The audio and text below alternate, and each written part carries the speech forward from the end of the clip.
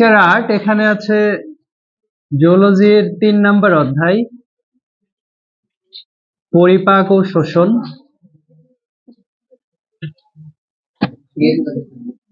আর একটা জিওলজির 4 নম্বর অধ্যায়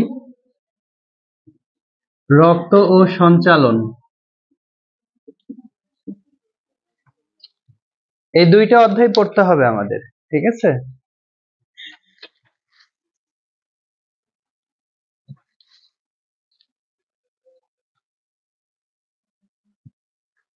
তো শুরুতেই পরিপাক ও শোষণ অধ্যায় পড়বো, এখান থেকে যেগুলো মেন ব্যাপারগুলো লাগবে, আর তারপরে রক্ত সঞ্চালন, ঠিক আছে? তাহলে প্রথমে আমরা পড়বো পরিপাক ও শোষণ।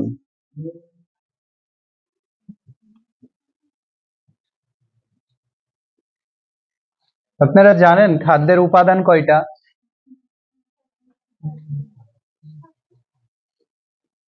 খাদ্যের উপাদান 6টা।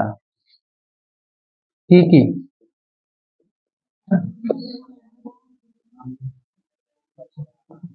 শর্করা, আমিষ, তারপরে স্নেহ, তারপরে পানি, ভিটামিন, আর একটা খনিজ লবণ, তাই না? এই 6টা উপাদান। এছাড়া আর কোনো উপাদান আছে? এছাড়াও একটা উপাদান আছে, এক্সট্রা উপাদান, যেটাকে খাদ্য আঁশ বা রাফেজ বা ফাইবার বলে, তাই না? কিন্তু ওটা এই 6টা উপাদানের মধ্যে পড়ে না, কারণ ওটা থেকে কোনো পুষ্টি পাওয়া যায় না। যেটা খেলে আমরা পুষ্টি পাবো, দেহের উপকার করবে, সেটাকে আমরা কি বলবো? খাদ্যের উপাদানের মধ্যে রাখবো। তার মানে একটা এক্সট্রা উপাদান হচ্ছে রাফেজ, রাফ এজ, বা এটাকে কি বলে? খাদ্য আঁশ, এটাকে ফাইবারও বলে। এটা এক্সট্রা উপাদান, এটা খাদ্যের মূল 6টা উপাদানের মধ্যে পড়ে না, কিন্তু তারপরেও এটা খাওয়ার গুরুত্ব অনেক, খেতে হয়, তাই না? কেন খেতে হয় জানেন? ভালোভাবে মনে রাখেন, এই খাদ্য আঁশ বা রাফেজ এর কোনো পুষ্টিগুণ নাই, তারপরেও ডাক্তাররা বলে যে আপনাকে রেগুলার প্রত্যেকদিন খাদ্যের সাথে কিছু পরিমাণ খাদ্য আঁশ বা রাফেজ বা শাকসবজি এগুলা খেতেই হবে, ঠিক আছে? কেন বলে এটা? কেন বলে দেখেন একটু। এইটা মনে করেন একটা মানুষের মুখ, হ্যাঁ, দাঁত এগুলা দেখতে পাচ্ছেন, হা করে আছে। তারপরে এটা মনে করেন তার অন্ননালী, তারপরে এটা কি? পাকস্থলী, তারপরে ক্ষুদ্রান্ত্র, তারপরে কি থাকে? ক্ষুদ্রান্ত্রের পরে বৃহদান্ত্র। আচ্ছা, এই লোককে মনে করেন কিছু পরিমাণ ভাত খেতে দিলেন, ভাতের সাথে মাংস দিলেন, সাথে চর্বিও দিলেন। ভাত মানে হচ্ছে শর্করা, হ্যাঁ, মাংসটা কি বলেন তো? আমিষ, আর চর্বিটা তো স্নেহ, ঠিক আছে?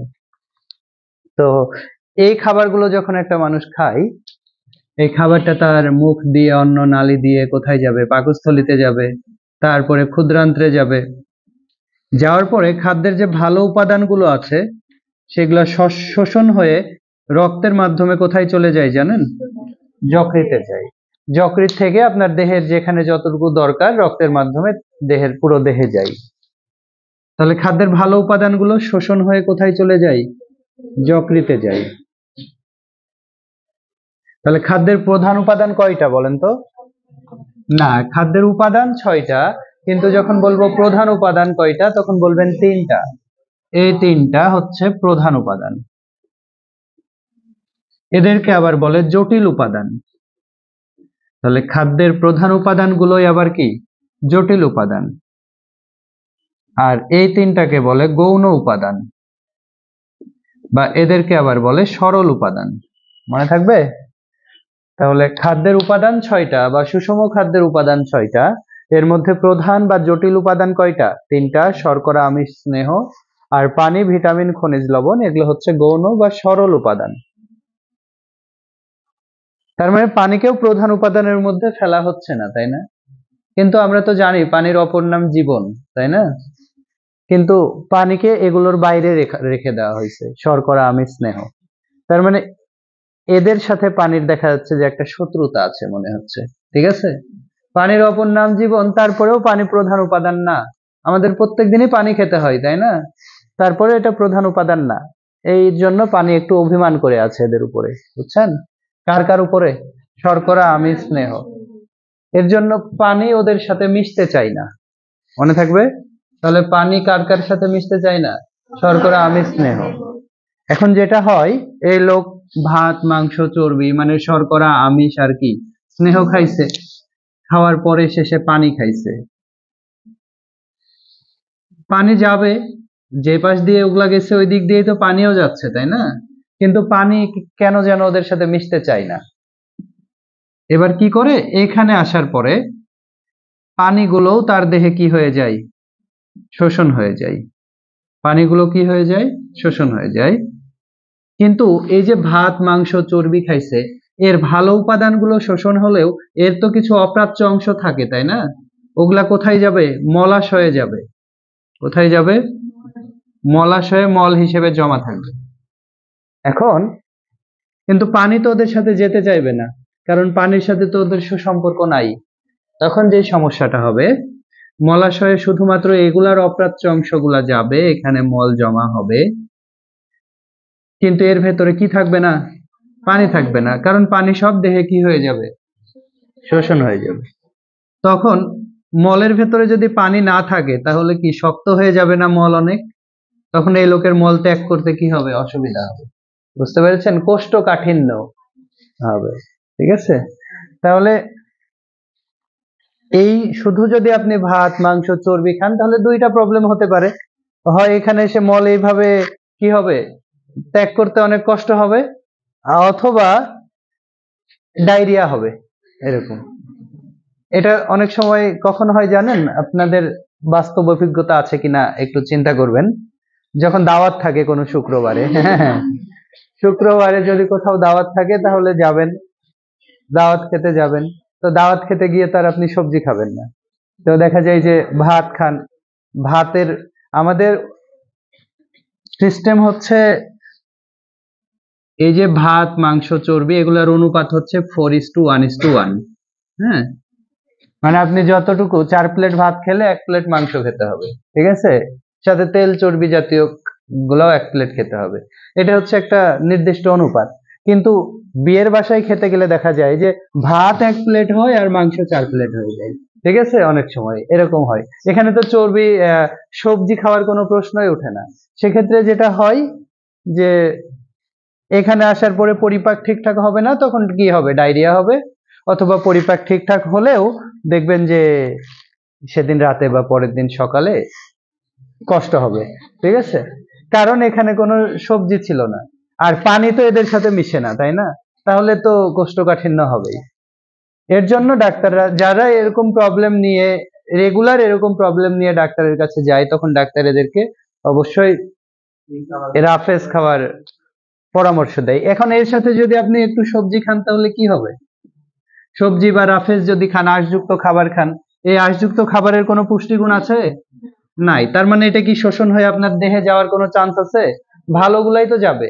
তার মানে আপনি যেই রাফেজ গুলা খাবেন বা যেই সবজিগুলা খাবেন, এদের সাথে আবার পানির একটা ভালো সম্পর্ক আছে। কারণ একে তো এমনি অবহেলা করা হয়েছে, একে খাদ্যের উপাদানের মধ্যেই রাখা হয়নি। ঠিক আছে, তখন পানি দেখা যাচ্ছে যে এর প্রতি একটা মায়া দেখাচ্ছে যে তোমাকে রাখা হয়নি, আমি আছি তোমার সাথে। হ্যাঁ, তো আপনি যেই সবজিগুলো খাবেন সবজির সাথে কি থাকবে? পানি থাকবে। কিন্তু সবজি তার শোষণ হয়ে এখানে যাবে না, এগুলো সবই তো মলাশয়ে যাবে। ঠিক আছে, তাহলে মলাশয়ে গিয়ে কি হবে? সবজির সাথে সাথে কি পানিও যাবে, আর পানি গেলে তো এটা আর এত কঠিন হবে না, এটা তো একটু নরম হবে, তাই না? আর তখনই ত্যাগে সুবিধা হবে। তাহলে এই রাফেজ বা খাদ্যাভ্যাসের পুষ্টিগুণ না থাকলেও এ আরো 3টা কাজ করে। বলেন, রাফেজ মলের পরিমাণ বৃদ্ধি করে না হ্রাস করে? বৃদ্ধি করে, কারণ যা রাফেজ খাবেন সবই তো ওখানে যাবে। ঠিক আছে, মলের পরিমাণ বৃদ্ধি করবে, মলকে নরম করবে, আর ত্যাগের সুবিধা হবে, সাহায্য করবে। ঠিক আছে, তাহলে কি এটা উপকারী না? তাহলে রাফেজ বা খাদ্যাভ্যাসের পুষ্টিগুণ নাই, মলের পরিমাণ বৃদ্ধি করবে, মলকে নরম করবে, আর মল থেকে কি করবে, সাহায্য করবে। বুঝা গেছে? কারণ রাফেজ কি করতে পারে, পানিকে ধরে রাখতে পারে। ঠিক আছে? খাদ্য আঁশ বা ফাইবার, ফাইবার মানে কি, সুতা না, তন্তু না, মানে আঁশযুক্ত খাবারকে ফাইবারও বলে। আচ্ছা, এখন তাহলে খাদ্যের এগুলো হচ্ছে সরল উপাদান, আর এই তিনটা কি, জটিল উপাদান। এখন আপনাদের একটু জানতে হবে শর্করা মানে কি, কার্বোহাইড্রেট ইংরেজিতে, প্রোটিন মানে কি, আমিষ, আর লিপিড মানে কি, স্নেহ। এগুলো জানেন সবাই তো, না? আচ্ছা, শর্করা আমাদের কি করে, শক্তি দেয়। আমরা এই যে প্রত্যেকদিন যে কাজকর্মগুলা করি, এর জন্য শক্তি দেয় কে, শর্করা। আমাদের দেহের যদি কোথাও ক্ষত সৃষ্টি হয়, আবার আমাদের দৈহিক বৃদ্ধি, এগুলা ঘটাই হচ্ছে আমিষ। আর এই যে শীতকালে অনেক ঠান্ডা লাগে না, কিন্তু আমাদের দেহের ভেতরে লেপের মধ্যে কিছুক্ষণ থাকলে গরম হয়ে যায় সব, কারণ আমাদের দেহের ভেতরে তাপ উৎপন্ন করে কে, স্নেহ। তাহলে শীতকালে চর্বি জাতীয় খাবার একটু খেতে হবে, তাহলে কি হবে, তাপ উৎপন্ন হবে, ঠান্ডা কম লাগবে। তাহলে যাই হোক, তাহলে শর্করা, আমিষ, স্নেহ, এগুলার কাজগুলো একটু পড়বো। আর এগুলা খাদ্যের কি উপাদান বলেন তো, জটিল উপাদান।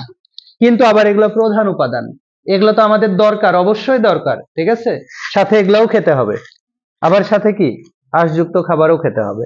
এখন খাদ্যের যেহেতু এগুলো প্রধান উপাদান, এগুলো আবার কি অবস্থায় আছে জানেন, জটিল অবস্থায়। এই জটিল অবস্থায় থাকার সুবিধা নাকি অসুবিধা, জটিল অবস্থায় থাকাটা অসুবিধা। কি অসুবিধা জানেন, দেখেন, খাদ্য এইখানে মনে করেন আপনি ভাত খাইছেন, ভাত, মাংস, চর্বি, এগুলো সব জটিল অবস্থায় আমরা খাই। কি অবস্থায়, জটিল। এগুলা খাওয়ার পরে এইগুলো যদি এরকম জটিল অবস্থায় থাকে, তাহলে এগুলো এখান থেকে এখানে আসার পরে জটিল অবস্থায় কখনো শোষণ হতে পারবে না দেহে। তার মানে জটিল অবস্থায় যদি থাকে সব সময়, তাহলে কি হবে না, শোষণ হবে না, সবই দেহ থেকে বের হয়ে যাবে। বুঝছেন? তাহলে জটিল অবস্থায় থাকা ভালো না খারাপ? তার মানে এই জটিল খাদ্যগুলা সরাসরি কি হয় না, শোষণ হয় না। তাহলে সরাসরি শোষণ হয় কারা, সরল গুলো। এখন কোনোভাবে যদি আমরা এই জটিল উপাদানগুলোকে সরল বানাতে পারি, তাহলেই সেগুলা কি হবে, শোষণ হবে। তাহলে এই জটিল উপাদান খাচ্ছি, খাওয়ার পরে এই মুখের ভেতরে, পাকস্থলীতে বা ক্ষুদ্রান্ত্রে, এসবে গিয়ে জটিল উপাদানগুলোকে কি বানাতে হবে, সরল বানাতে হবে। তাহলে জটিল উপাদান কয়টা বলেন তো, তিনটা। এই তিনটা জটিল উপাদানকে কি বানাবো, সরল বানাবো। এখন শর্করাকে যদি সরল বানান, তৈরি হয় কি জানেন, গ্লুকোজ। তাহলে শর্করার সরল উপাদান হচ্ছে গ্লুকোজ। আমিষকে যদি সরল বানান, এর সরল উপাদান কি, অ্যামিনো অ্যাসিড বা অ্যামাইনো অ্যাসিড, অ্যামিনো অ্যাসিড। আর স্নেহকে যদি সরল বানান, তাহলে তৈরি হয় কি, ফ্যাটি অ্যাসিড ও গ্লিসারল।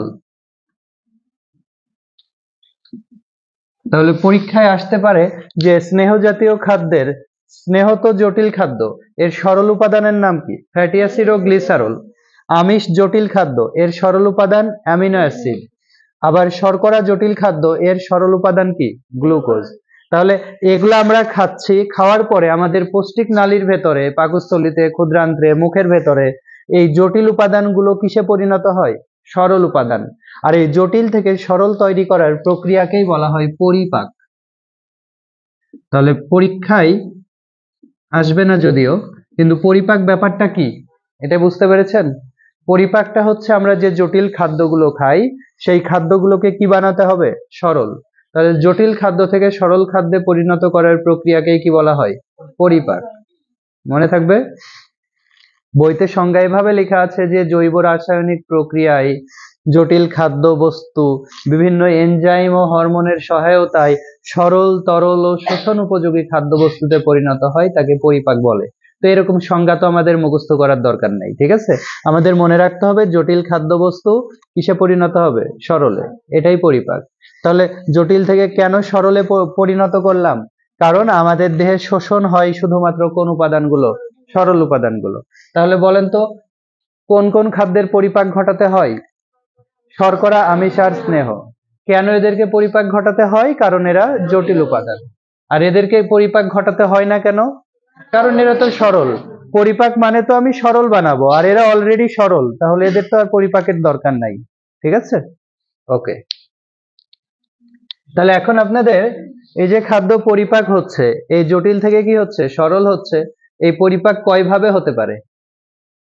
পরিপাক কয় প্রকার? পরিপাক দুই ভাবে হয়, একটা হচ্ছে যান্ত্রিক পরিপাক আর একটা হচ্ছে রাসায়নিক পরিপাক। তাহলে পরিপাক দুই প্রকার, একটা যান্ত্রিক আর একটা রাসায়নিক। যান্ত্রিক পরিপাকে কি হয়, মনে করেন আপনি একটা মাংস মুখে নেওয়ার পরে দাঁত দিয়ে চিবিয়ে চিবিয়ে টুকরা টুকরা করলেন, বড় থেকে কি হলো, ছোট হলো না? এটাই যান্ত্রিক পরিপাক। আর ওই ছোট মাংসটা পেটের ভেতরে গিয়ে কি হয় জানেন?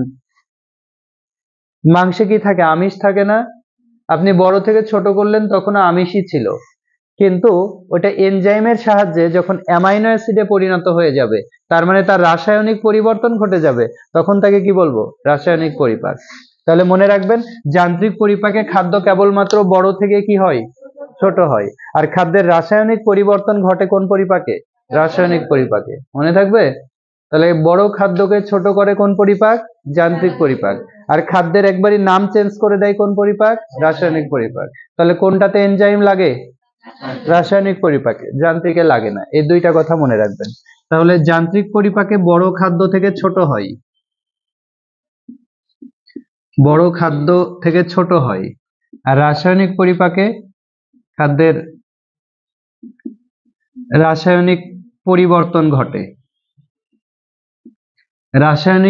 যান্ত্রিক পরিপাকে বড় খাদ্য থেকে ছোট হয়, আর রাসায়নিকে রাসায়নিক পরিবর্তন ঘটে। যান্ত্রিক পরিপাকে এনজাইম লাগে? তাহলে এখানে এনজাইম দরকার নাই, আর এখানে দরকার আছে, এটা একটু মনে রাখবেন। তাহলে যান্ত্রিক পরিপাকে এনজাইম দরকার নাই,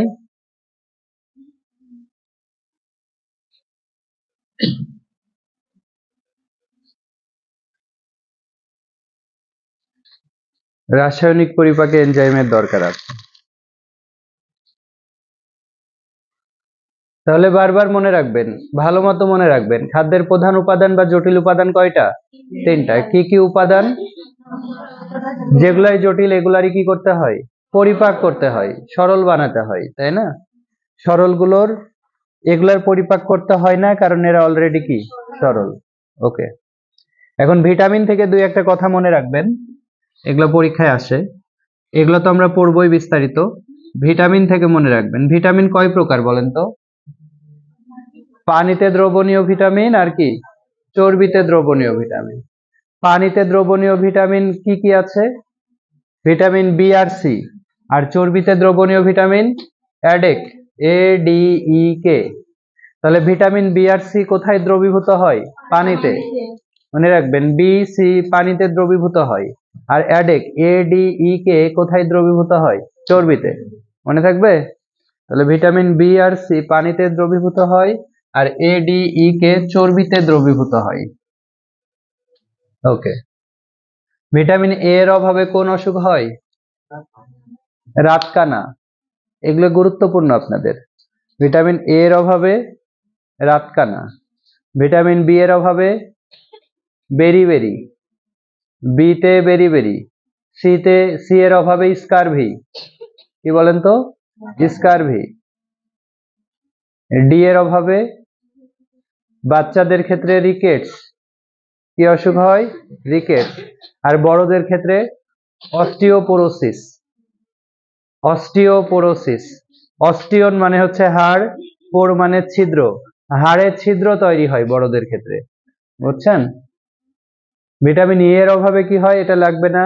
ভিটামিন কে এর কাজ লাগবে, রক্ত জমাট বাঁধতে সাহায্য করে কোন ভিটামিন? তখন বলবেন ভিটামিন কে। এগুলা গুরুত্বপূর্ণ কথা, আমি আরেকবার বলি, মুখস্থ করে নেন। ভিটামিন এ এর অভাবে কোন অসুখ হয়? রাতকানা। ভিটামিন বি এর অভাবে বেরিবেরি, সি এর অভাবে স্কারভি, ডি এর অভাবে রিকেটস, ডি এর অভাবে হাড়ের সমস্যা হয়, বাচ্চাদের হাড়ের সমস্যা, হাড় বাঁকা হয়ে যাওয়াকে কি বলে? রিকেটস। আর বড়দের ক্ষেত্রে অস্টিওপোরোসিস। ভিটামিন কে কি কাজ করে? রক্ত জমাট বাঁধতে সাহায্য করে। বলেন তো, মলা ঢেলা মাছে কোন ভিটামিন পাওয়া যায়? মলা ঢেলা মাছ মানে ছোট ছোট মাছ, ভিটামিন এ। গাজরে কোন ভিটামিন পাওয়া যায়? Vitamin A. এই দুইটা একটু মনে রাখবেন। সূর্যের আলোর উপস্থিতিতে আমাদের ত্বকে কোন ভিটামিন তৈরি হয়? Vitamin D. এগুলা মনে রাখবেন। টক ফলমূলে কোন ভিটামিন থাকে? Vitamin C. ভিটামিন সি মনে থাকবে? ওকে, আচ্ছা। এখন আমরা পড়ছি পরিপাক অধ্যায়, তো মেইনলি পরিপাক পড়বো। এই যে খাদ্যের পরিপাক হচ্ছে, পরিপাকের জন্য আমাদের কি দরকার বলেন তো? একটা পরিপাক তন্ত্র দরকার, তাই না? তাহলে এখন আমি মানব পরিপাক তন্ত্র সম্পর্কে কিছু কথা বলবো, দেখেন। তাহলে খাদ্য পরিপাকের জন্য কি দরকার? পরিপাক তন্ত্র। এই পরিপাক তন্ত্রকে আবার বলে পৌষ্টিক তন্ত্র। পরিপাক তন্ত্র বা পৌষ্টিক তন্ত্র। জানেন পরিপাক তন্ত্র কয়টি অংশ নিয়ে গঠিত? প্রধানত দুইটা।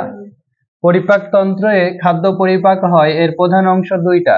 একটা হচ্ছে পরিপাক নালী, আর একটা হচ্ছে পরিপাক গ্রন্থি বা পৌষ্টিক গ্রন্থি। তাহলে আমাদের পরিপাক তন্ত্র, একটা মানব পরিপাক তন্ত্র প্রধানত দুইটা অংশ নিয়ে গঠিত, একটা পরিপাক নালী আর একটা পরিপাক গ্রন্থি। আমাদের যে পৌষ্টিক নালী আছে, এর কার পরে কি আছে? সিরিয়ালি নামগুলা মনে রাখতে পারলে ভালো। পরিপাক নালীতে প্রথমে কি আছে? মুখের ছিদ্র আছে, তারপরে মুখের গহ্বর আছে, তারপরে কি আছে? গলায় আছে গলবিল, তারপরে খাবার যাওয়ার নালীকে কি বলে? অন্ননালী, তারপরে পাকস্থলী, তারপরে ক্ষুদ্রান্ত্র, তারপরে বৃহদন্ত্র, তারপরে পায়ু। পরিপাক নালীর এই অংশগুলোর নাম মনে রাখতে হবে। তাহলে পরিপাক নালী, মুখের ছিদ্র, তারপরে মুখের গহ্বর, তারপরে গলবিল, অন্ননালী, তারপরে কি? পাকস্থলী, ক্ষুদ্রান্ত্র, বৃহদান্ত্র, পায়ু। এগুলো একটু মনে রাখবেন। এগুলোর মধ্যে আপনাদের যেটা লাগবে, ক্ষুদ্রান্ত্রের আবার কয়টা অংশ জানেন? কি কি? ক্ষুদ্রান্ত্রের তিনটা অংশ: ডিওডেনাম, ডিওডেনাম, জেজুনাম, ইলিয়াম। বৃহদন্ত্রের কয়টা অংশ? এরও তিনটা অংশ: সিকাম, কোলন আর রেকটাম বা মলাশয়।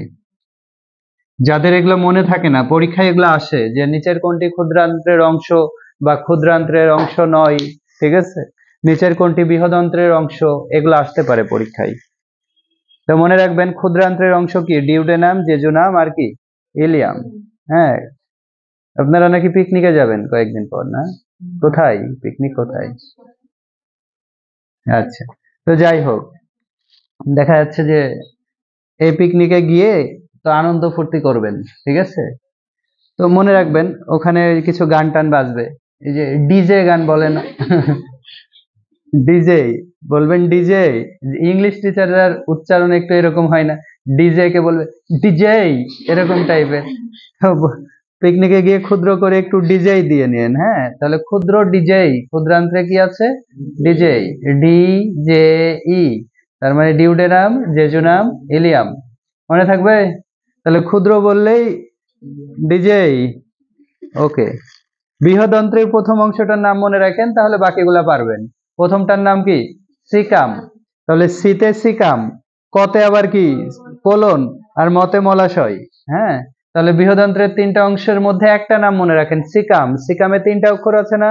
তাহলে প্রথমটা দিয়ে তো সিকাম হলো, তারপরে ক দিয়ে কোলন, আর ম দিয়ে মলাশয়। এমনি আপনারা নামগুলো জানেন, কখনো যদি উল্টাপাল্টা হয় তখন এগুলো একটু বলবেন। দেখেন, এটা আপনাদের দেখাই। এখানে মুখের ছিদ্র আছে, মুখ গহ্বর আছে, গলবিল আছে, অন্ননালী আছে, পাকস্থলী, তারপরে যে ক্ষুদ্রান্ত্র আছে আর বৃহদান্ত্র আছে। বলেন তো তাহলে ক্ষুদ্রান্ত্র লম্বা বেশি নাকি বৃহদান্ত্র লম্বা বেশি? ক্ষুদ্রান্ত্রই লম্বা বেশি। বৃহদান্ত্রটা বেশি লম্বা না, কিন্তু তারপরে ওকে বৃহৎ কেন বলছে? কারণ এটা মোটা বেশি, তাই। বুঝছেন? তাহলে ক্ষুদ্রান্ত্র লম্বাই বেশি লম্বা, 5 থেকে 7 মিটার পর্যন্ত হয়, ঠিক আছে। আর বৃহদান্ত্র 1.5 মিটার হয়, এরকম। তারপরেও কোনটা বৃহদান্ত্র? তাহলে বৃহৎ কেন? কারণ মোটা। এই যে এটা হচ্ছে বৃহদান্ত্র, অনেক মোটা, আর ক্ষুদ্রান্ত্র দেখেন কত চিকন, ঠিক আছে। তাহলে এটা একটু মনে রাখেন। ওকে, বৃহদান্ত্রের 3টা অংশ না, সিকাম, কোলন আর কি মলাশয়। এই সিকামের সাথে, সিকাম এরকম জায়গায় থাকে, এই সিকামের সাথে একটা এরকম অঙ্গ থাকে যাকে বলে অ্যাপেন্ডিক্স। সিকামে তাহলে কে যুক্ত থাকে? পরীক্ষায় আসবে। অ্যাপেন্ডিক্স কোথায় যুক্ত থাকে, ক্ষুদ্রান্ত্রে না বৃহদান্ত্রে? বৃহদান্ত্রে। বৃহদান্ত্রের কোন অংশে অ্যাপেন্ডিক্স থাকে? সিকামে থাকে, মনে থাকবে। অ্যাপেন্ডিক্সের প্রদাহকে কি বলে? অ্যাপেন্ডিসাইটিস। ওকে, হয়েছে। এখন পরিপাক নালীর ভেতরেই তো খাদ্য পরিপাক হবে, তাই না? এই পরিপাকের জন্য আবার আরেকটা কি দরকার? পরিপাক গ্রন্থি। মানুষের পরিপাক গ্রন্থি কয় ধরনের বলেন তো? 5 ধরনের। পরিপাক গ্রন্থি 5 ধরনের। প্রথমে হচ্ছে লালা গ্রন্থি, তারপরে লালা গ্রন্থি কোথায় থাকবে তাহলে? মুখের ভেতরে, তাই না? তারপরে গ্যাস্ট্রিক গ্রন্থি কোথায় থাকবে? গ্যাস্ট্রো মানে কি? পাকস্থলী। তাহলে গ্যাস্ট্রিক গ্রন্থি, লালা গ্রন্থির পরে গ্যাস্ট্রিক গ্রন্থি। তারপরে ক্ষুদ্রান্ত্রে থাকে আন্ত্রিক গ্রন্থি।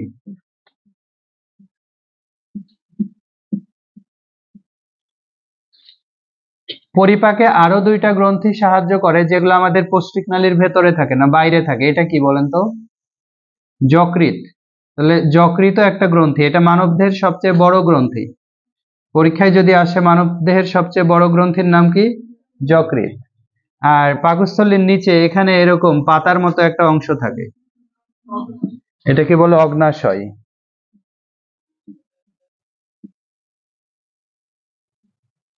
তাহলে পরিপাক গ্রন্থি 5 ধরনের: লালা গ্রন্থি, গ্যাস্ট্রিক গ্রন্থি, আন্ত্রিক গ্রন্থি, যকৃৎ আর কি অগ্নাশয়। এখন গ্রন্থির কাজ কি বলেন তো? গ্রন্থির কাজ, এই গ্রন্থিগুলোর কাজ হচ্ছে, গ্রন্থি মানে এখান থেকে রস খরিতে হবে। যে কোনো গ্রন্থি থেকে কি খরিতে হবে? রস। আমাদের ত্বকে ঘাম গ্রন্থি আছে, এখান থেকে ঘাম বের হয়, এটাও রস। আমাদের ত্বকে কয় ধরনের গ্রন্থি আছে জানেন? 2 ধরনের। একটা গ্রন্থির নাম হচ্ছে ঘাম গ্রন্থি বা সোয়েট গ্ল্যান্ড, আর একটার নাম হচ্ছে সেবাসিয়াস গ্রন্থি। কি নাম? নাম শুনেছেন? সেবাসিয়াস গ্রন্থি থেকে যেটা খরিত হয় তাকে বলে সেবাম। ঘাম গ্রন্থি থেকে তো ঘাম বের হয়, আর সেবাসিয়াস গ্রন্থি থেকে কি বের হয়? সেবাম। সেবাম কোনগুলো? এই যে মুখ তেল তেল করে না, এই তেল দূর করার জন্য কত কি করেন আপনারা, ঠিক আছে। ওই তেলগুলার নামই হচ্ছে সেবাম। তাহলে আমাদের সেবাসিয়াস গ্রন্থি মুখের যে ত্বক আছে, ফেসে বেশি থাকে, ঠিক আছে। আর এখান থেকে সেবাম বের হয়। সেবাম ভালো জিনিস না খারাপ? খারাপ না, ভালো। ওখানে কিছু এনজাইম থাকে যেগুলা বাইরের জীবাণু থেকে আমাদের ফেসকে কি করে? সুরক্ষা দেয়। কিন্তু আমরা চাই যে এটা না থাকুক, তাই না? যাই হোক, এবার দেখেন তাহলে গ্রন্থি মানেই কি? গ্রন্থি থেকে কি খরিতে হবে? রস খরিতে হবে। পরিপাক গ্রন্থি থেকে যে রসগুলো খরিত হয়, এখান থেকেও তাহলে কি খরিতে হবে? রস। আর এই রসের ভেতরে কি থাকে জানেন? এনজাইম থাকে। আমাদের খাদ্য পরিপাকের যে গ্রন্থিগুলো আছে, এসব থেকে খরিত হয় রস, আর রসের ভেতরে কি থাকে? এনজাইম। আর এনজাইম কি করে বলেন তো? কোন পরিপাক ঘটায়? যান্ত্রিক না রাসায়নিক? তার মানে খাদ্যের রাসায়নিক পরিপাকের জন্য কি দরকার? এনজাইম দরকার। তার মানে রাসায়নিক পরিপাক ঘটতে হলে এই এনজাইম গুলা লাগবে। তাহলে এই এনজাইম পরিপাকে হেল্প করে। তাহলে খাদ্য পরিপাকের জন্য কি লাগবে? এনজাইম লাগবে। আর এনজাইম গুলাই কি থেকে আসবে? গ্রন্থি থেকে। তাহলে শুধু পৌষ্টিক নালী থাকলেই কি পরিপাক হবে, নাকি গ্রন্থিগুলাও থাকতে হবে? গ্রন্থি থাকতে হবে। কেন? কারণ গ্রন্থি থেকে রস খরিত হবে, আর ওই রসের ভেতরে এনজাইম থাকবে। আর এনজাইম গুলোই খাদ্যের কি ঘটাবে? রাসায়নিক পরিপাক ঘটাবে। আর রাসায়নিক পরিপাক না ঘটলে তো আর এগুলা থেকে এই সরল উপাদানগুলো তৈরি হবে না, ঠিক আছে। আর সরল না হলে কি হবে? সরল না হলে কি দেহে শোষণ হবে? হবে না। তার মানে আমাদের গ্রন্থি অবশ্যই দরকার। এখন বলেন লালা গ্রন্থি কোথায় থাকে? মুখের গহ্বরের ভেতরে লালা গ্রন্থি থাকে। গ্যাস্ট্রিক গ্রন্থি কোথায় থাকে? গ্যাস্ট্রিক গ্রন্থি থাকবে কোথায়? পাকস্থলীতে। আন্ত্রিক গ্রন্থি কোথায় থাকে? ক্ষুদ্রান্ত্রে বৃহদান্ত্রে দুটাতেই থাকে, কিন্তু ক্ষুদ্রান্ত্রে বেশি থাকে। হ্যাঁ, আবার যকৃৎ, অগ্নাশয়, এই যে যকৃৎ থেকে কিছু রস খরিত হয়, যকৃতের নিচে একটা থলি ঝুলে থাকে, জানেন ওই থলির নাম কি? পিত্তথলি। তাহলে বলেন পিত্তরস নাম শুনেছেন? পিত্তরস কোথায় তৈরি হয়? যকৃতে না পিত্তথলিতে? পিত্তরস কোথায় তৈরি হয়? যকৃতে না পিত্তথলিতে? এখন আপনাকে যদি বলি যে শীতকাল, অনেকেই খেজুরের রস খাচ্ছেন, খেজুরের রস তৈরি হয় কোথায়? রসের হাঁড়িতে না খেজুরের গাছে? গাছে। তো গাছ হচ্ছে এটা, আর এটা একটা থলি, এখানে শুধু জমা থাকে। তাহলে পিত্তরস তৈরি হয় কোথায়? যকৃতে। আর জমা হয় কোথায়? পিত্তথলিতে। মনে থাকবে? ওকে। এই পিত্তরসও খাদ্য পরিপাকে সাহায্য করে। এই পিত্তরস এসে ক্ষুদ্রান্ত্রে মিলিত হয়। কোথায়? ক্ষুদ্রান্ত্রে। অগ্নাশয়ে, এটাও তো একটা গ্রন্থি, আর গ্রন্থি মানে কি খরিত হবে? রস। এই অগ্নাশয় রসও এসে ক্ষুদ্রান্ত্রে মিলিত হবে। তার মানে যকৃতের রস, অগ্নাশয়ের রস, আবার আন্তরিক গ্রন্থি থেকে তো তার নিজস্ব কিছু রস আছেই, সবগুলো রসই কোথায় মিলিত হবে? ক্ষুদ্রান্ত্রে। তাহলে বলেন যেখানে যেখানে রস আসবে সেখানে সেখানেই তো খাদ্য পরিপাক হবে, তাই না? রস না থাকলে কি এনজাইম থাকবে? আর এনজাইম না থাকলে খাদ্য পরিপাক হবে? হবে না। তাহলে বলেন আমাদের পৌষ্টিক নালীর তো অনেক অংশ আছে, এই এতগুলো অংশের মধ্যে কয়টা জায়গায় খাদ্য পরিপাক হয়? 3টা জায়গায়। মুখের গহ্বরে খাদ্য পরিপাক হয়, কারণ মুখে কি আছে? লালা গ্রন্থি। পাকস্থলীতে খাদ্য পরিপাক হয়, কারণ এখানে কি আছে? গ্যাস্ট্রিক গ্রন্থি। ক্ষুদ্রান্ত্রে খাদ্য পরিপাক হয়, কারণ এখানে 3টা গ্রন্থির রস থাকে। ঠিক আছে? তাহলে এখন যদি আমি আপনাকে প্রশ্ন করি, বলেন অন্ন নালীতে খাদ্য পরিপাক হয় না কেন? কারণ অন্ন নালীতে কোনো গ্রন্থি নাই, গ্রন্থি নাই তো পরিপাকও নাই, গ্রন্থি নাই তো কি নাই? এনজাইম নাই, এনজাইম নাই তাহলে পরিপাকও নাই। বুঝতে পেরেছেন? তাহলে কেন শুধুমাত্র এই 3টা জায়গাতেই পরিপাক হয়? কারণ এই 3টা জায়গাতেই গ্রন্থি থাকে, আর এখানে গ্রন্থি থেকে রস আসে, দিয়ে খাদ্যের পরিপাক ঘটায়। ওকে। এখন তাহলে আপনাকে জানতে হবে মুখে কোন টাইপের খাদ্যের পরিপাক ঘটে, পাকস্থলীতে কোন খাদ্যের পরিপাক ঘটে, আর ক্ষুদ্রান্ত্রে কোন খাদ্যের পরিপাক ঘটে। ঠিক আছে? আমরা তো, বলেন তো কয় ধরনের খাদ্যের পরিপাক ঘটাতে হয়? 3 ধরনের। কারণ 3 ধরনই তো খাদ্যের কি উপাদান? জটিল উপাদান। এখন এই 3 ধরনের মধ্যে মুখের ভেতরে শুধু পরিপাক ঘটবে কে জানেন? শর্করা। পাকস্থলীতে শুধু পরিপাক ঘটবে কে জানেন? আমিষ। তাহলে প্রথমটা শুধুমাত্র কোথায় পরিপাক ঘটে? আচ্ছা, মুখের গহ্বরে শুধুমাত্র শর্করা পরিপাক ঘটে। পাকস্থলীতে শুধুমাত্র কি পরিপাক ঘটে? আমিষ। আর ক্ষুদ্রান্ত্রে 3টাই পরিপাক ঘটে। কারণ ক্ষুদ্রান্ত্রে দেখেন অনেক রস আসছে না, অনেক রসের ভেতরে অনেক এনজাইম থাকে, আর অনেক খাদ্যের পরিপাক ঘটে। বুঝা গেছে? তাহলে এই 3টা পরিপাক ঘটবে। এই 3টার মধ্যে মুখের গহ্বরে শুধুমাত্র কি? শর্করা। পাকস্থলীতে শুধুমাত্র কি? আমিষ। আর ক্ষুদ্রান্ত্রে 3টাই। ঠিক আছে? এখন আমি আপনাদের দেখাবো মুখের গহ্বরে তাহলে শর্করা পরিপাক ঘটায় কে, পাকস্থলীতে আমিষ পরিপাক ঘটায় কে, আর ক্ষুদ্রান্ত্রে কি? ক্ষুদ্রান্ত্রের 3টাই পরিপাক কে কে ঘটায়। এখন পরিপাকের জন্য কি লাগে? গ্রন্থি লাগে। এসব গ্রন্থিগুলো সম্পর্কে আমাদের হালকা পাতলা করে কিছু কথা জানতে হবে। ঠিক আছে? ওকে। তো এগুলো মুছে দিলাম, এগুলো আপনাদের লেখা আছে। আমি তাহলে এখন আপনাদের প্রথমে লালা গ্রন্থি থেকে 2-4টা কথা বলবো গুরুত্বপূর্ণ, আর মুখে তাহলে কিভাবে খাদ্য পরিপাক হয় এটা বলবো। ঠিক আছে? তাহলে মুখে খাদ্য পরিপাক ঘটায় কোন গ্রন্থি? লালা গ্রন্থি। তাই এখন আমরা লালা গ্রন্থি পড়বো। বলেন লালা গ্রন্থি কয়টা থাকে? 3 জোড়া। লালা গ্রন্থি 3 জোড়া থাকে। কানের নিচে থাকে প্যারোটিড গ্রন্থি। ঠিক আছে? তাহলে 1 নম্বরে প্যারোটিড, প্যারোটিড 1 জোড়া। তারপরে আমাদের ম্যান্ডিবল আছে না, এই যে নিচের চোয়াল, এই ম্যান্ডিবুলার নিচে থাকে সাবম্যান্ডিবুলার। Submandibular, parotid, submandibular. আর একটা মনে রাখবেন সাবলিঙ্গুয়াল। লিঙ্গুয়া মানে জিহ্বা, সাবলিঙ্গুয়াল মানে তাহলে এটা কোথায় থাকে? জিহ্বার নিচে থাকে। তাহলে প্যারোটিড গ্রন্থি থাকে কানের নিচে, আমাদের এই লালা গ্রন্থি 3 জোড়ার মধ্যে প্রধান বা সবচেয়ে বড় হচ্ছে প্যারোটিড গ্রন্থি, ঠিক আছে? তাহলে লালা গ্রন্থি 3 জোড়া, প্যারোটিড, সাবম্যান্ডিবুলার, সাবলিঙ্গুয়াল। এই লালা গ্রন্থি থেকে যে রস খরিত হয় তাকে কি বলে? লালা গ্রন্থির রসকে বলে লালা রস, লালা রসকে আবার বলে লালা, একে বলে স্যালিভা। তাহলে লালার আরেকটা নাম কি? স্যালিভা। এর জন্য লালা গ্রন্থিকে বলা হয় স্যালিভারি গ্ল্যান্ড। কি বলে? স্যালিভারি গ্ল্যান্ড মানে কি? লালা গ্রন্থি। আর স্যালিভা মানে লালা, এটা একটু মনে রাখবেন। বলেন লালার প্রধান উপাদান কি? যে কোনো রসের প্রধান উপাদান হচ্ছে পানি।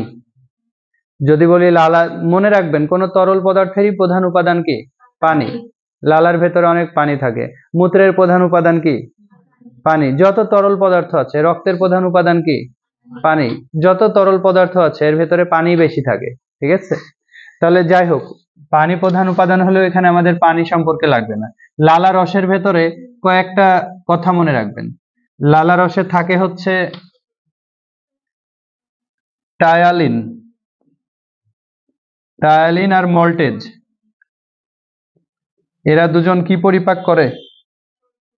শর্করা। কিভাবে করে এগুলো লাগবে না এমসিকিউতে। টায়ালিন জটিল শর্করাকে ভেঙে মল্টোজ বানাই, আর মল্টেজ মল্টোজকে গ্লুকোজ বানাই, ঠিক আছে? তো কি বানায় ওগুলা লাগবে না, আপাতত মনে রাখেন টায়ালিন আর মল্টেজ এরা দুজন কি পরিপাক করে? শর্করা পরিপাক করে। তারপরে থাকে লাইসোজাইম, লাইসোজাইম, লাইসোজাইম কি করে? আমরা খাবারের সাথে সবসময় অনেক ব্যাকটেরিয়া জাতীয় ব্যাকটেরিয়া খাই বা অন্যান্য জীবাণু খাই। তো এই ব্যাকটেরিয়া গুলো ধ্বংস করে হচ্ছে লাইসোজাইম। তাহলে আপনি খাবার মুখে নিয়ে যদি কিছুক্ষণ চিবান, ওই খাবারে যদি কোনো ব্যাকটেরিয়া থাকে সেগুলা ধ্বংস করবে কে? তাহলে মুখের ভেতরে ব্যাকটেরিয়া ধ্বংস করে লাইসোজাইম। আর এর মধ্যে থাকে মিউসিন। আরো অনেক উপাদান থাকে কিন্তু এগুলো গুরুত্বপূর্ণ। আপনি মুড়ি খাবেন মনে করেন, হ্যাঁ, মুড়ি তো শুকনা, মুখের ভেতরে নিয়ে কি চিবানোর ফলে ওটা কি ভিজে যাবে না? এই মিউসিন হচ্ছে পিচ্ছিল কারক। এই মুড়িটা আপনাকে গিলতে, গলা দিয়ে নামতে হেল্প করবে কে? মিউসিন। তাহলে মিউসিন যে কোনো খাবারকে পিচ্ছিল করে গিলতে সাহায্য করে, খাদ্যকে পিচ্ছিল করে গিলতে না, গলাধঃকরণে, গলাধঃকরণে সাহায্য। এগুলো একটু মনে রাখবেন।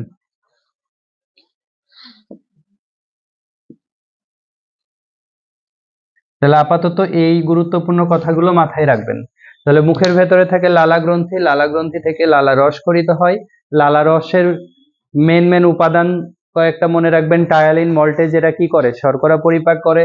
লাইসোজাইম ব্যাকটেরিয়া ধ্বংস করে। আর মিউসিন খাদ্যকে পিচ্ছিল করে গলাধঃকরণে সাহায্য করে। তার মানে এখানে শুধুমাত্র শর্করা পরিপাকের কি থাকে? এনজাইম থাকে। তাই মুখে কি পরিপাক হয়? শর্করা পরিপাক, ঠিক আছে? তাহলে 3টা খাদ্যের পরিপাক ঘটাতে হয়, এর মধ্যে শর্করা কোথায় পরিপাক হচ্ছে? মুখের ভেতরে। ওকে, এরপরে তাহলে কোথায় পরিপাক করতে হবে?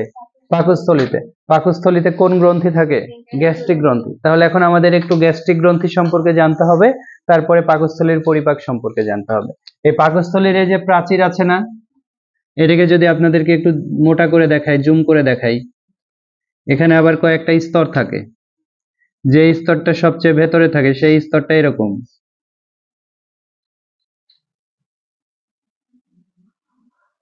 গরুর ভুঁড়ি খাইছেন?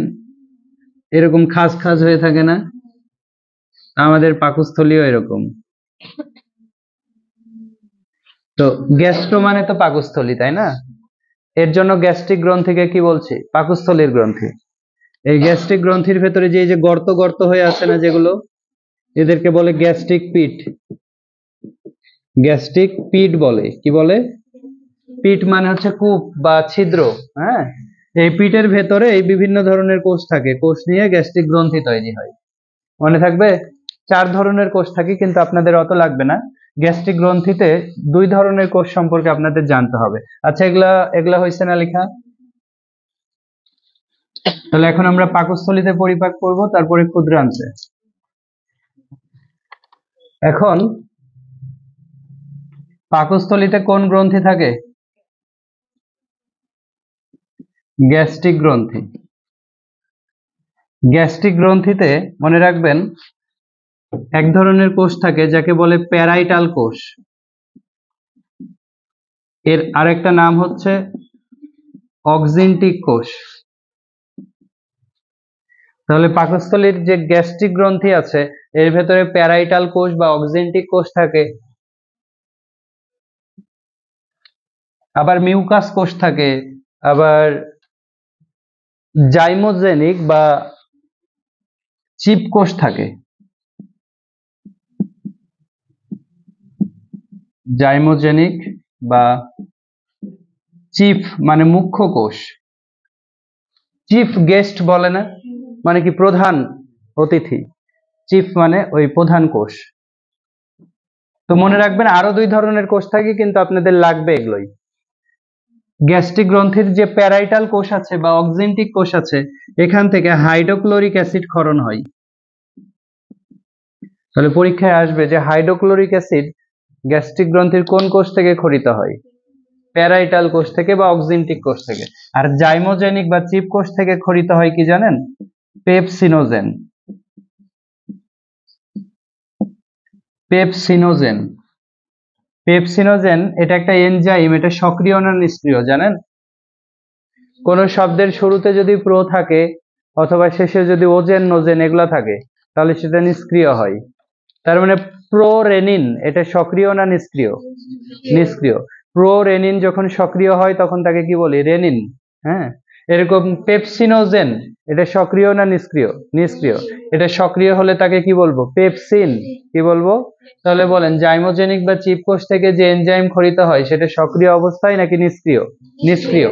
এখন এই যে প্যারাইটাল কোষ বা অক্সিনটিক কোষ এখান থেকে কি ক্ষরিত হলো? Hydrochloric acid. এই হাইড্রোক্লোরিক অ্যাসিড আবার তিনটা কাজ করবে। এটা যেহেতু অ্যাসিড, বলেন তো এটা গ্যাস্ট্রিক গ্রন্থি থেকে আসে না, তার মানে পেটের ভেতরে কোন অ্যাসিড থাকে আমাদের? এই হাইড্রোক্লোরিক অ্যাসিড। তাহলে পেটের ভেতরে পিএইচ কমাবে না বাড়াবে? অ্যাসিড হলে কি পিএইচ 7 থেকে কম হয় না, আর ক্ষার হলে কি হয়? বেশি হয়। তাহলে যেহেতু হাইড্রোক্লোরিক অ্যাসিড এর জন্য এখানে পিএইচ 1.5 থেকে 2 এর মধ্যে থাকে। তাহলে পাকস্থলীর পিএইচ অনেক কম থাকে, ঠিক আছে? কত থাকে? 1.5 থেকে 2। তার মানে পাকস্থলীতে অম্লীয় পরিবেশ তৈরি করে কে? তাহলে হাইড্রোক্লোরিক অ্যাসিডের একটা কাজ অম্লীয় পরিবেশ তৈরি করা। পেটের ভেতরে অম্লীয় পরিবেশ তৈরি করে হাইড্রোক্লোরিক অ্যাসিড, মনে থাকবে? ওকে। এরপরে এ আরেকটা কাজ কি করে জানেন?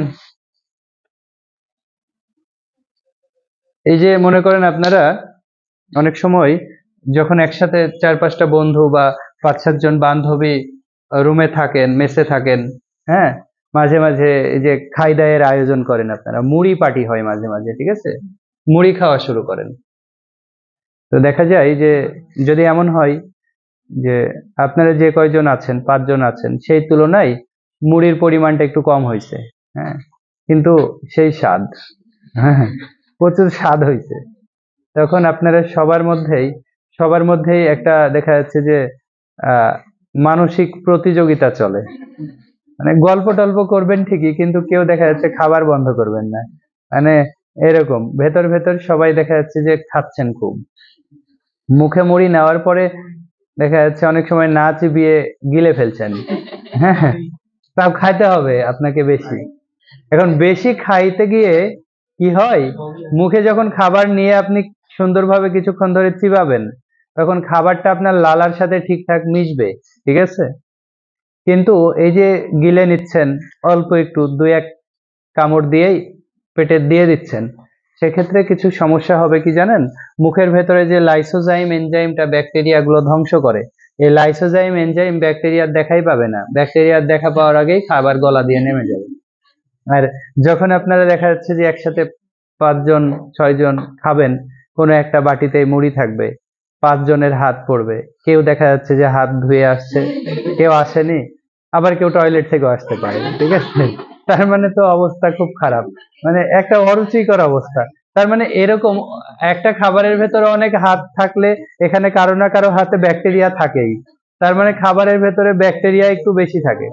এই শোনো, অরুচিকর অবস্থা না? এখন খাবারের ভেতরে যে এত ব্যাকটেরিয়া থাকেই, এই ব্যাকটেরিয়ার মধ্যে আবার খাচ্ছেন এমন ভাবে যে মুখের লাইসোজাইমকে পাত্তাই দিচ্ছেন না, ঠিক আছে না? লাইসোজাইম, তখন ব্যাকটেরিয়া গুলো গলা দিয়ে নামতে নামতে দেখা যাচ্ছে ও বলবে ইয়ে জিতে গেছি আমি, এখন তোমার ভেতরে গিয়ে তোমাকে ধ্বংস করবো, ঠিক আছে?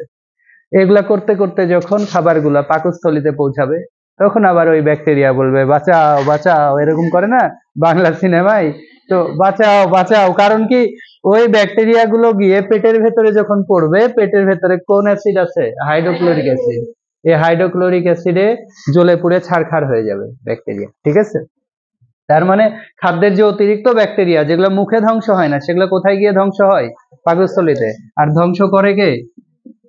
তাহলে এও ব্যাকটেরিয়া ধ্বংস করে।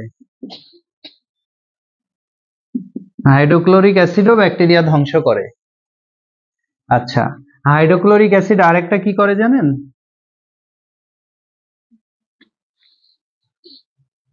এই যে পেপসিনোজেন আছে না, এই পেপসিনোজেনের বডি থেকে কিছু অংশ খুলে নিবে। পেপসিনোজেন এই ওজেনটুকু খুলে নিবে, দিয়ে বানাবে কি? পেপসিন। পেপসিনোজেন হিসেবে যখন ছিল তখন সে নিষ্ক্রিয় অবস্থায় ছিল, যখন এই ওজেনটুকু খুলে নিল তখন সে সক্রিয় হয়ে গেল, ঠিক আছে? এরকম আপনারা যখন বাসায় ঘুমান, বিশেষ করে ছেলেদের ক্ষেত্রে এরকম হয়, ঠিক আছে? শীতকালে ঘুমাচ্ছেন লেপ নিয়ে, লুঙ্গি পরে, ঠিক আছে? নিষ্ক্রিয় অবস্থায় ঘুমাচ্ছেন, এখন বাসার কেউ ডেকে ডেকে উঠছেন না, এসে যদি লেপ টান দেয়, ঠিক আছে, তখন আপনিও এরকম নিষ্ক্রিয় থেকে কি হয়ে যাবেন? সক্রিয়, লাফিয়ে উঠবেন, ঠিক আছে? এরকম। তার মানে যদি পেপসিনোজেন থেকে এই ওজেনটুকু খুলে নেওয়া হয়, তখন পেপসিন এটা সক্রিয় হয়ে যাবে, সক্রিয় হয়ে যাবে, আর এটা নিষ্ক্রিয়। আচ্ছা, তাহলে নিষ্ক্রিয় পেপসিনোজেনকে সক্রিয় পেপসিন বানায় কে? হাইড্রোক্লোরিক অ্যাসিড, মনে থাকবে? ওকে, তাহলে পেটের ভেতরে নিষ্ক্রিয় পেপসিনোজেনকে সক্রিয় পেপসিন বানায় এ নিষ্ক্রিয় মানে কোনো কাজ করতো না, এ সক্রিয় না, এ তো কাজ করবে। এ কি কাজ করবে? এ কি কাজ করবে? এ করবে প্রোটিন পরিপাক করবে। প্রোটিন পরিপাক, প্রোটিন মানে কি? আমিষ পরিপাক করবে। তাহলে পেটের ভেতরে আমিষ পরিপাক করে কে? পেপসিন। প প প মনে রাখবেন। পয়ে পাকস্থলী, পয়ে পেপসিন, পয়ে প্রোটিন, মনে থাকবে? পাকস্থলীতে পেপসিন প্রোটিন পরিপাক করে। আরো কিছু এনজাইম আছে আপনাদের ইন্টারমিডিয়েটের বই অনুযায়ী। রেনিন আছে, হ্যাঁ, রেনিন দুধের কেসিনকে প্যারাকেসিনে পরিণত করে, প্যারাকেসিনকে আবার পেপসিন প্রোটিওজে পরিণত করে। কিন্তু ওগুলা অত জটিল ব্যাপার স্যাপার আপনাদের আসবে না, ঠিক আছে? মনে রাখবেন একটা এনজাইমের নাম, পেটে মানে পাকস্থলীতে পেপসিন প্রোটিন পরিপাক করে, এই তিনটা কথা। আর কোন অ্যাসিড থাকে? এই অ্যাসিডটাই পেপসিনোজেনকে কি বানায়? পেপসিন বানায়। ওকে, তাহলে পাকস্থলীতে কোন জাতীয় খাদ্য পরিপাক হয়? প্রোটিন বা আমিষ পরিপাক হয়। তাহলে মুখে পরিপাক হয় কোনটা? শর্করা। পাকস্থলীতে হয় কোনটা? প্রোটিন। ওকে, এরপরে আমরা একটু ক্ষুদ্রান্ত্রের পরিপাক পড়ব। এখন ক্ষুদ্রান্ত্রের পরিপাক পড়তে হলে কয়টা গ্রন্থি সম্পর্কে জানতে হবে? তিনটা। একটা হচ্ছে আন্ত্রিক গ্রন্থি, আন্ত্রিক গ্রন্থি, আন্ত্রিক গ্রন্থি থেকে যে রস খরিত হয় সেই রসের নাম কি? গ্যাস্ট্রিক গ্রন্থি থেকে যে রস খরিত হয় তাকে কি বলবো? গ্যাস্ট্রিক রস বা গ্যাস্ট্রিক জুস। এটা আন্ত্রিক রস বা আন্ত্রিক জুস, ইন্টেস্টিনাল জুস। আন্ত্রিক রসের ভেতরে কি কি এনজাইম থাকে? আন্ত্রিক রসের ভেতরে থাকে অ্যামাইলেজ,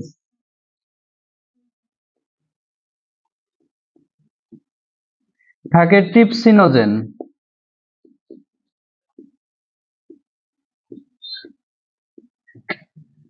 তারপরে থাকে লাইপেজ। অ্যামাইলেজ, ট্রিপসিনোজেন, আর কি থাকে? লাইপেজ। অ্যামাইলেজ, অ্যামাইলাম মানে হচ্ছে স্টার্চ, স্টার্চ একটা শর্করা জাতীয় খাদ্য, ঠিক আছে?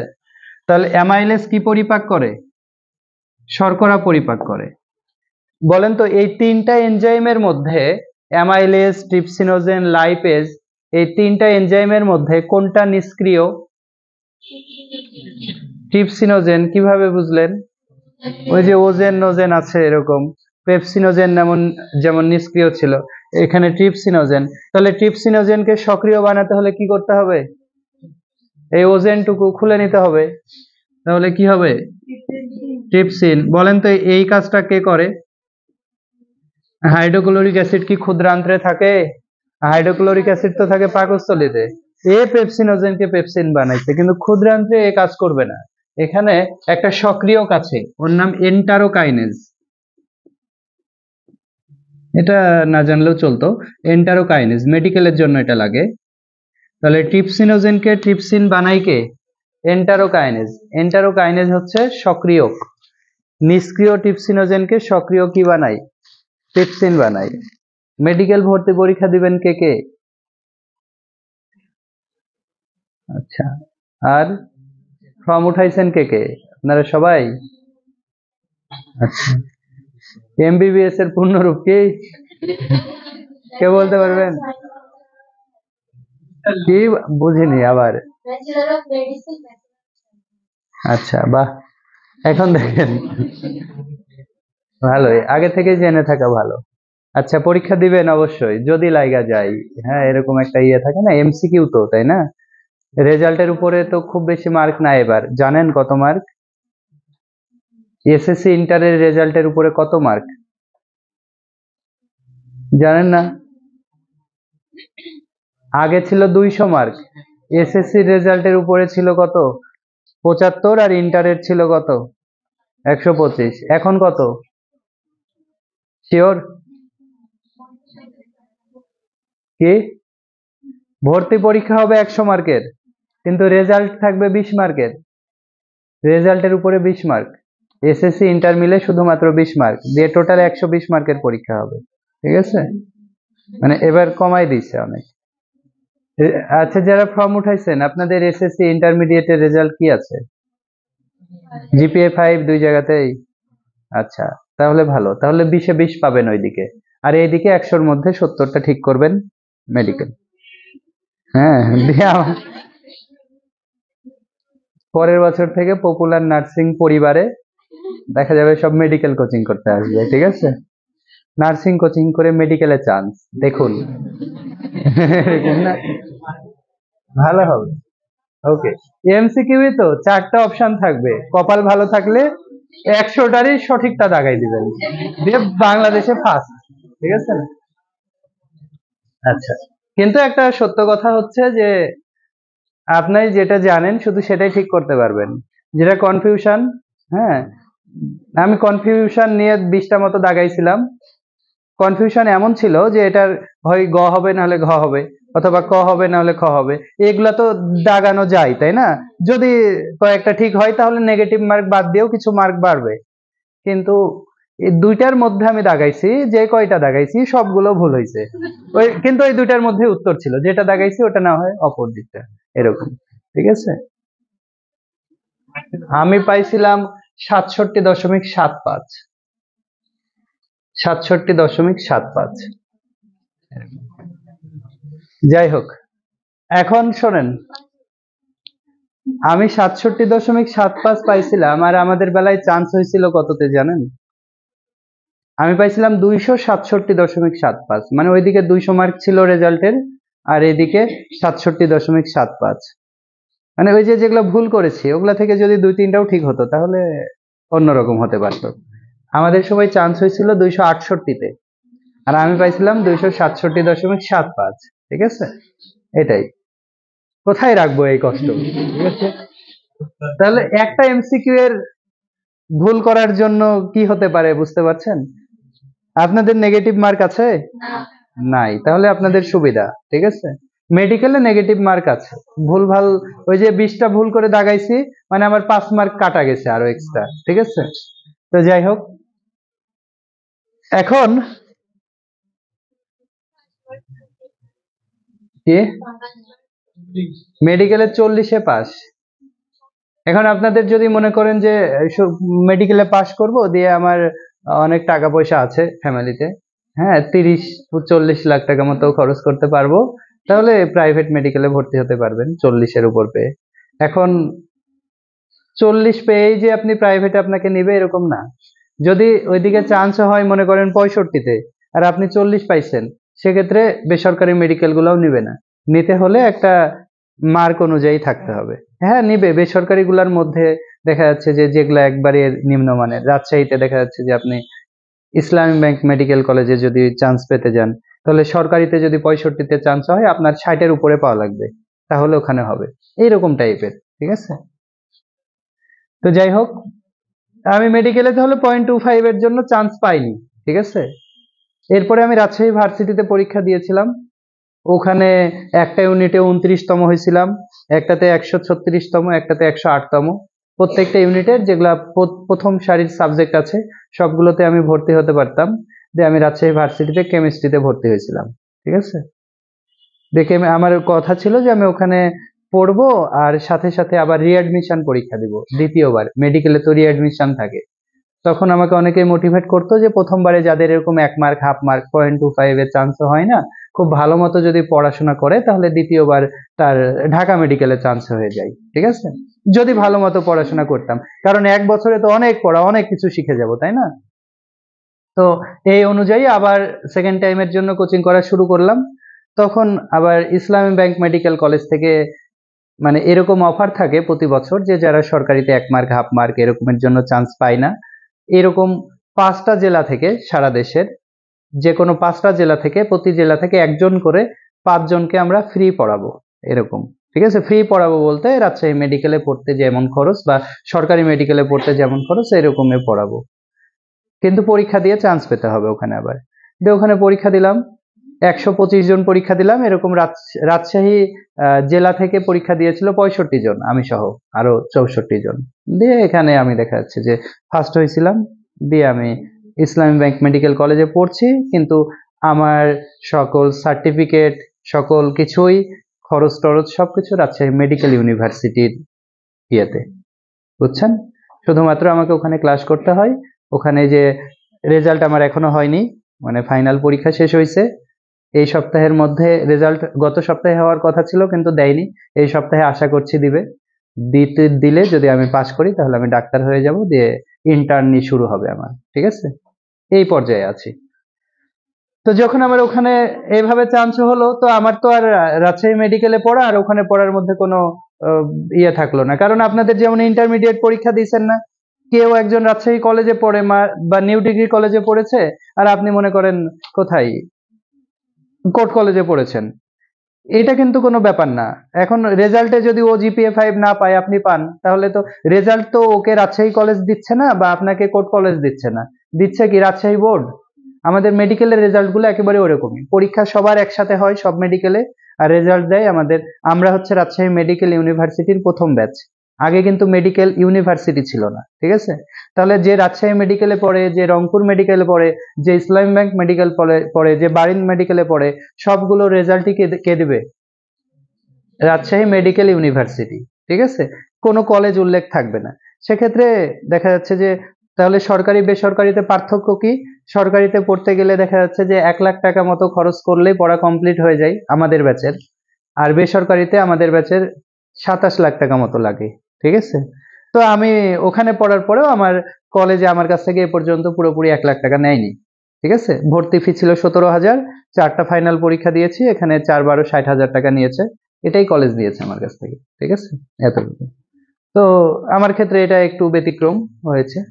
কিন্তু যারা আপনারা মেডিকেলে পরীক্ষা দিবেন, আশা করবো আপনারা আরএমসি বা ডিএমসি বা দেখা যাচ্ছে যে অন্যান্য সরকারি মেডিকেলে চান্স পাবেন, চেষ্টা করবেন।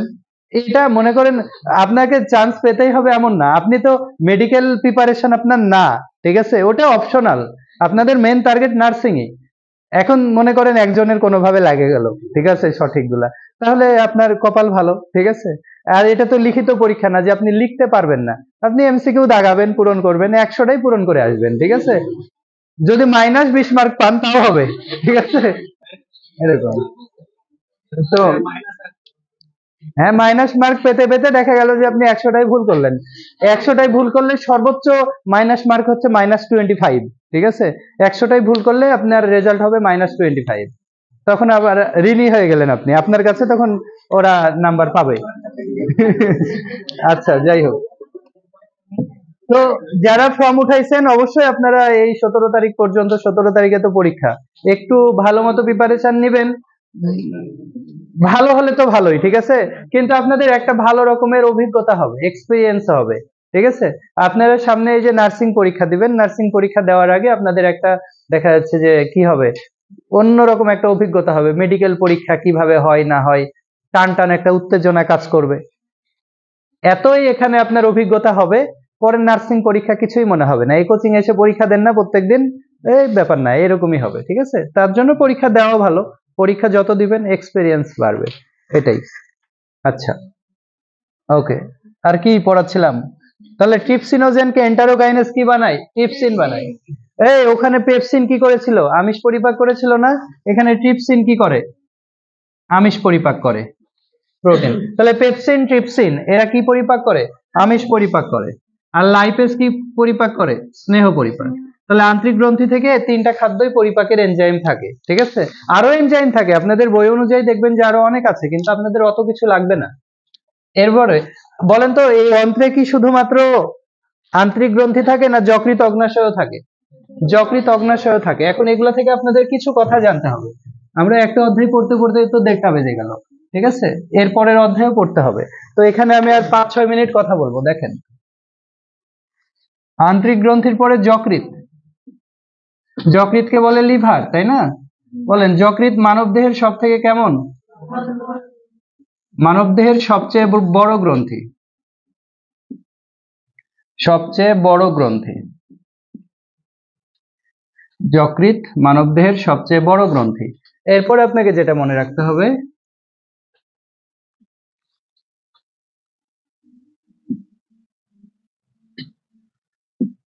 যকৃতের অংশ 4টা বা খণ্ড 4টা, একটা হচ্ছে ডান খণ্ড, একটা বাম খণ্ড, একটার নাম কোয়াড্রেট আর একটার নাম কর্ডেট। তাহলে যকৃতের খণ্ড কয়টা, 4টা, ডান খণ্ড, বাম খণ্ড, কোয়াড্রেট, কর্ডেট। এর মধ্যে ডান খণ্ড সবচেয়ে বড়, তাহলে যকৃতের সবচেয়ে বড় খণ্ডটা কি, ডান খণ্ড। আর এই খণ্ডে কি থাকে জানেন, পিত্তথলি ঝুলে থাকে। তাহলে যকৃতের কোন খণ্ডের সাথে পিত্তথলি থাকে, ওই যে যকৃতের নিচে পিত্তথলি ঝুলে আছে না, এটা তাহলে কোন খণ্ডে থাকে, ডান খণ্ডে, এটাই সবচেয়ে বড়, ঠিক আছে, ওকে। এই যকৃৎ থেকে যে রস খরিত হয় সেই রসকে কি বলবো, যকৃৎ রস বা পিত্তরস। পিত্তরস, পিত্তরসকে কি বলা হয় আরেকটা নামে, বাইল। বাইল মানে কি, পিত্তরস। মনে রাখবেন, পিত্তরসে এনজাইম থাকে না, এটা রস, কিন্তু এনজাইম থাকে না। তাহলে কি খাদ্যের রাসায়নিক পরিপাক ঘটায়, ঘটায় না। কিন্তু কি থাকে জানেন, পিত্ত লবণ থাকে, পিত্ত রসের ভেতরে কি থাকে, পিত্ত লবণ থাকে। এই পিত্ত লবণ কি ঘটায় এটা মনে রাখবেন, ইমালসিফিকেশন ঘটায়। পিত্ত লবণ ইমালসিফিকেশন ঘটায়। ইমালসিফিকেশন মানে কি, ওই যে আমরা যে চর্বিগুলা খাই না, চর্বি কি খাওয়ার পরে দেখবেন মুখের ভেতরে গোটা গোটা হয়ে লেগে থাকে, হাতে গোটা গোটা হয়ে থাকে, পেটের ভেতরে গিয়ে ক্ষুদ্রান্ত্রে গিয়েও চর্বিগুলা কি হয়ে থাকে, গোটা গোটা হয়ে থাকে। এত গোটা চর্বি কিন্তু আমাদের পরিপাক হয় না, বুঝছেন। তাহলে এই গোটা চর্বিগুলাকে ভেঙে কি করতে হবে, টুকরা টুকরা করতে হবে না, ওটা করে হচ্ছে পিত্ত লবণ। আর এই বড় বড় চর্বি থেকে ছোট ছোট চর্বি কণাতে পরিণত করার প্রক্রিয়াকে কি বলা হয়, ইমালসিফিকেশন। তাহলে বড় চর্বি থেকে ছোট চর্বি বানানোর প্রক্রিয়াকে কি বলে, ইমালসিফিকেশন। আর এটা ঘটায় কে, পিত্ত লবণ। যখন ছোট হবে তখনই লাইপেজ কি করবে, ওটাকে পরিপাক করতে পারবে। তাহলে স্নেহ পরিপাক করে কে, লাইপেজ। স্নেহের আরেকটা নাম লিপিড না, তাহলে লিপিড পরিপাক করে কে, লাইপেজ। মনে থাকবে, ওকে। এরপরে এখান থেকে এটাই, এরপরে অগ্নাশয়, আর একটা গ্রন্থি আছে। অগ্নাশয়কে কি বলা হয় জানেন, এটা একটা মিশ্র গ্রন্থি। কি বলেন তো, মিশ্র গ্রন্থি মানব দেহে কয়টা আছে, মিশ্র গ্রন্থি মানে যে আমরা জানি গ্রন্থি 2 প্রকার, মনে রাখবেন একটু। তাহলে গ্রন্থি কয় প্রকার? একটা হচ্ছে বহিখরা, আর একটা হচ্ছে অন্তঃখরা। এই নামগুলা শুনেছেন? তাহলে গ্রন্থি দুই প্রকার, বহিখরা আর কি অন্তঃখরা। বহিখরা থেকে এনজাইম ক্ষরণ হয়, কি ক্ষরণ হয়? আর অন্তঃখরা থেকে হরমোন ক্ষরিত হয়। মনে রাখবেন গ্রন্থি কয় প্রকার? দুই প্রকার, একটা হচ্ছে বহিখরা আর একটা কি অন্তঃখরা। বহিখরা থেকে কি আসে? এনজাইম। আর অন্তঃখরা থেকে কি আসে? হরমোন। এখন কোন একটা গ্রন্থি থেকে যদি এনজাইমও আসে আবার হরমোনও আসে, দুটাই আসে, তাহলে তাকে কি বলবো? মিশ্র গ্রন্থি।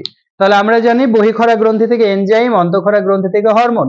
কোন একটা গ্রন্থি থেকে এনজাইম হরমোন দুটাই আসবে, মানে এটা বহিখরা হবে আবার কি হবে? অন্তঃখরাও হবে, দুটাই হবে, তখন ওই গ্রন্থিকে কি বলবো? মিশ্র গ্রন্থি। এই অগ্নাশয় একটা মিশ্র গ্রন্থি। তাহলে এখান থেকে কি ক্ষরিত হয় বলেন তো? এনজাইমও ক্ষরণ হয় আবার কি হরমোনও ক্ষরণ হয়। মনে থাকবে? মিশ্র গ্রন্থি মানব দেহে এরকম আর গ্রন্থি কয়টা আছে জানেন? আরো দুইটা আছে। অগ্নাশয় বাদ দিয়েও আরো দুইটা শয় আছে। একটা হচ্ছে শুক্রাশয়, আর একটা কি ডিম্বাশয়। তাহলে যত শয়যুক্ত গ্রন্থি আছে সবগুলো কি হবে? মিশ্র গ্রন্থি। মনে থাকবে? তাহলে পরীক্ষায় আসবে নিচের কোনটি মিশ্র গ্রন্থি বা মিশ্র গ্রন্থি নয়। মনে রাখবেন মিশ্র গ্রন্থি অগ্নাশয়, শুক্রাশয়, তিনটা শয়, তিন শয় কি মিশ্র গ্রন্থি। এখন আবার মনে রাখেন না যে মলাশয়, মলাশয় কিন্তু কোনো গ্রন্থি না, ঠিক আছে? ওকে, তাহলে এই দেখেন অগ্নাশয় এর বহিখরা অংশ থেকে এনজাইম ক্ষরিত হয়,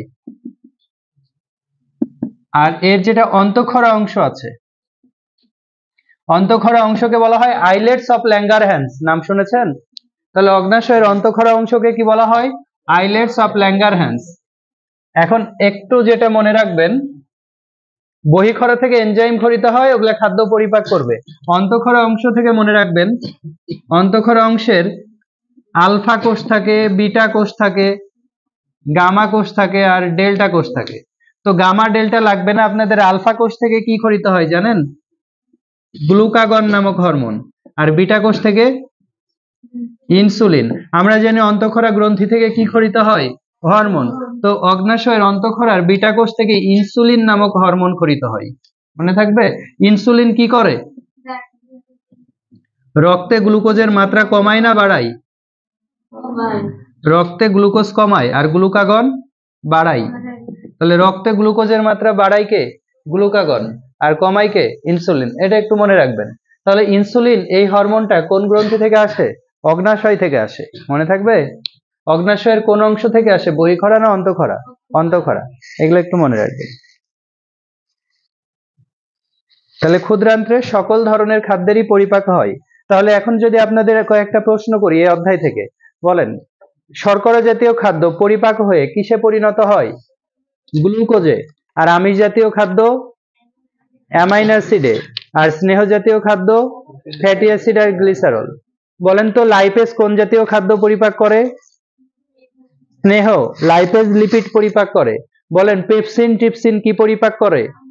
আমিষ বা প্রোটিন। আর অ্যামাইলেজ, টায়ালিন, মল্টেজ এরা শর্করা। এগুলো একটু মনে রাখবেন। মুখে কোন জাতীয় খাদ্যের পরিপাক ঘটে? শর্করা। পাকস্থলীতে প্রোটিন, আমিষ, পেপসিন। হ্যাঁ, আচ্ছা। পেটের ভেতরে কোন অ্যাসিড থাকে? Hydrochloric acid. এইসব ব্যাপারগুলো একটু জানবেন সব, ঠিক আছে? বলেন হাইড্রোক্লোরিক অ্যাসিড কোন কোষ থেকে ক্ষরিত হয়? প্যারাইটাল বা অক্সিনটিক কোষ। আর জাইমোজেনিক বা চিপ কোষ থেকে কি ক্ষরিত হয়? পেপসিনোজেন। পেপসিনোজেনকে সক্রিয় পেপসিন বানায় কে? Hydrochloric acid. তো যাই হোক, এগুলো আপনাদের খাতায় লেখা আছে, বাসায় গিয়ে পড়বেন, সাথে শীট পড়বেন। এখন আমরা রক্ত সঞ্চালন অধ্যায় পড়ব। পরবর্তী ব্যাচের ক্লাস কয়টায়? দুইটায়। আচ্ছা, রক্ত সঞ্চালন থেকে আপনাদের যে ব্যাপারগুলো একটু জানতে হবে, শোনেন। প্রথমে আমি কিছু কথা বলি। পরিপাকের অধ্যায় থেকে লাস্টে একটা টপিক আছে স্থূলতা। হ্যাঁ, বিএমআই। বিএমআই মান কত হলে ভালো হয়? 18.5 থেকে 24.99। তারপর অতিরিক্ত ওজন, স্থূলতার প্রথম স্তর, দ্বিতীয় স্তর, তৃতীয় স্তর, এরকম একটা চার্ট আছে না? ওটা একটু পড়বেন। হ্যাঁ, ওটা একটু লাগবে। এরপরে রক্ত সঞ্চালন থেকে আমি প্রথমে কিছু কথা বলবো, এগুলো আপনাদের মুখস্থর বিষয়, আপনারা এগুলো মুখস্থ করে ফেলবেন, ঠিক আছে। তারপরে আমরা হৃৎপিণ্ড থেকে কিছু কথা একটু বুঝবো। রক্ত সঞ্চালনে প্রথমে রক্ত সম্পর্কে জানতে হবে, শীট খোঁজাখুঁজির দরকার নাই, আমি বলি মনোযোগ দিয়ে শোনেন, এগুলো আপনারা জানেন। রক্তের পিএইচ কত জানেন? 7.35 থেকে 7.45, এভারেজে যদি বলি তাহলে 7.4। ওকে, রক্তের পিএইচ। রক্তের তাপমাত্রা কত? 36 থেকে 38। আমাদের দেহের তাপমাত্রা যা, রক্তের তাপমাত্রাও তাই। আমাদের দেহের ওজনের কত পার্সেন্ট রক্ত থাকে? 8%। আপনার দেহের ওজন 100 কেজি হলে 8 লিটার রক্ত থাকবে, 50 কেজি হলে 4 লিটার রক্ত থাকবে। সহজ কথা, হ্যাঁ। দেহের ওজনের কত পার্সেন্ট থাকে? 8%। ওকে। রক্তের স্বাদ কেমন? লবণাক্ত। কারণ কি? লবণ থাকে, অজৈব লবণ থাকে। আচ্ছা, এরপরে বলেন, রক্তের উপাদান কয়টা? দুইটা, রক্তরস আর রক্তকণিকা। রক্তের কত পার্সেন্ট রক্তরস? 55%। আর রক্তকণিকা 45%। রক্তকণিকা কয় প্রকার? লোহিত কণিকা, শ্বেত কণিকা, অনুচক্রিকা। এর মধ্যে বলেন রোগ প্রতিরোধ করে কোনটা? শ্বেত রক্তকণিকা। রক্ত জমাট বাঁধতে সাহায্য করে অনুচক্রিকা। আর অক্সিজেন পরিবহন করে লোহিত রক্তকণিকা। শ্বেত রক্তকণিকার আবার ভাগ আছে, এগুলো পড়বেন, কে কি করে না করে এগুলো আপনারা পড়ে ফেলবেন। এখন আমি কিছু বোঝার মতো ব্যাপার পড়াই। আমাদের যে হৃৎপিণ্ড আছে না, বলেন হৃৎপিণ্ডের, আচ্ছা আপনারা তো জানেন, বলেন পেরি মানে কি? পেরি মানে চারিদিকে। এপি বা একটো মানে কি? এপি বা একটো মানে বাইরে, এগুলা কোনো একটা ক্লাসে লিখে দিয়েছিলাম। মায়ো বা মেসো মানে কি? মাঝে। এন্ডো মানে ভেতরে। আচ্ছা, কার্ডিয়া মানে কি? কার্ডিয়া মানে হার্ট, হার্ট মানে হৃৎপিণ্ড। তাহলে বলেন, যে ডাক্তার হৃৎপিণ্ডের চিকিৎসা করে তাকে কি বলে? কার্ডিওলজিস্ট। হসপিটালে যেই বিভাগে হৃৎপিণ্ডের চিকিৎসা করা হয় তাকে বলে কার্ডিওলজি বিভাগ, কারণ কার্ডিয়া মানেই কি? হৃৎপিণ্ড, ঠিক আছে। হৃৎপিণ্ডের চারিদিকে যে আবরণ থাকে তাকে কি বলবো? পেরিকার্ডিয়াম। পেরি মানে কি? চারিদিকে না। হৃৎপিণ্ডের পেশির কয়টা স্তর থাকে? 3টা। বাইরের স্তরকে কি বলবো? এপিকার্ডিয়াম। মাঝের স্তরকে মায়োকার্ডিয়াম, ভেতরের স্তরকে এন্ডোকার্ডিয়াম। এগুলো মুখস্থ করে রাখার দরকার নাই, এমসিকিউ আসলে ওয়ার্ড মিনিং জানলেই পারবেন, ঠিক আছে। এখন আমি যদি আপনাদের একটু দেখাই, আমাদের যে হৃৎপিণ্ড আছে, ধরেন এটাই হৃৎপিণ্ড। এই হৃৎপিণ্ডের প্রকোষ্ঠ কয়টা? 4টা। উপরের দুইটাকে কি বলে? অলিন্দ। আর নিচের দুইটা নিলয়। এই পাশেরটা যদি ডান হয়, এটা রাইট অ্যাট্রিয়াম, এটা লেফট অ্যাট্রিয়াম। এটা রাইট ভেন্ট্রিকল, এটা লেফট ভেন্ট্রিকল। ভেন্ট্রিকল মানে নিলয়, আর অ্যাট্রিয়াম মানে কি? অলিন্দ। তাহলে এটা ডান অলিন্দ, বাম অলিন্দ, ডান নিলয়, বাম নিলয়। ডান অলিন্দ ডান নিলয়ের মাঝখানে ট্রাইকাসপিড কপাটিকা থাকে। কোন কপাটিকা? ট্রাই মানে 3, কাসপিড মানে পাল্লা, 3 পাল্লা বিশিষ্ট কপাটিকা। বাম অলিন্দ বাম নিলয়ের মাঝে কি থাকে? বাইকাসপিড। মানে কয় পাল্লা বিশিষ্ট কপাটিকা? 2 পাল্লা বিশিষ্ট কপাটিকা। বলেন তো হৃৎপিণ্ডের সংকোচনকে কি বলে? সিস্টোল। হৃৎপিণ্ডের সংকোচনকে বলে সিস্টোল। শয়ে সিস্টোল, শয়ে সংকোচন, মনে থাকবে। আর হৃৎপিণ্ডের প্রসারণকে তাহলে কি বলে? ডায়াস্টোল। তাহলে হৃৎপিণ্ডের সংকোচনকে সিস্টোল, প্রসারণকে ডায়াস্টোল। এই সংকোচন প্রসারণের মাধ্যমে হৃৎপিণ্ড কি করে? সারা দেহে রক্ত পাঠায়। এখন মনে রাখবেন, এই হৃৎপিণ্ডের কাজ হচ্ছে সারা দেহে অক্সিজেন যুক্ত রক্ত পাঠানো, আর সারা দেহ থেকে কি রিসিভ করা? কার্বন ডাই অক্সাইড যুক্ত রক্ত। মনে রাখবেন, হৃৎপিণ্ড থেকে সারা দেহে অক্সিজেন পাঠাই, বা হৃৎপিণ্ড থেকে যেসব রক্তনালীগুলো বের হয় তাদেরকে বলে ধমনী। কি বলে? ধমনী। ধমনীকে ইংরেজিতে কি বলে? আর্টারি। আর্টারি মানে ধমনী। ধমনী তাহলে কি বহন করে? অক্সিজেন বহন। আর হৃৎপিণ্ড থেকে বের হয় ওরাই কি বলেন তো? ধমনী। আর আরেকটা রক্তনালী আছে শিরা। শিরাকে কি বলে? ভেইন মানে শিরা। এ কি পরিবহন করে? কার্বন ডাই অক্সাইড বহন। এই দুটার ক্ষেত্রে একটা ব্যতিক্রম আছে। দুটার ক্ষেত্রে কি ব্যতিক্রম আছে? একটা। তাহলে আমি যদি বলি মানব দেহে যত ধমনী আছে সব কি বহন করে? অক্সিজেন। আর যত শিরা আছে সব কি বহন করবে? Carbon die oxide. বুঝতে পেরেছেন? সব ধমনী কি বহন করে? অক্সিজেন। সব শিরা কি বহন করে? Carbon die oxide. ব্যতিক্রম হচ্ছে পালমোনারি।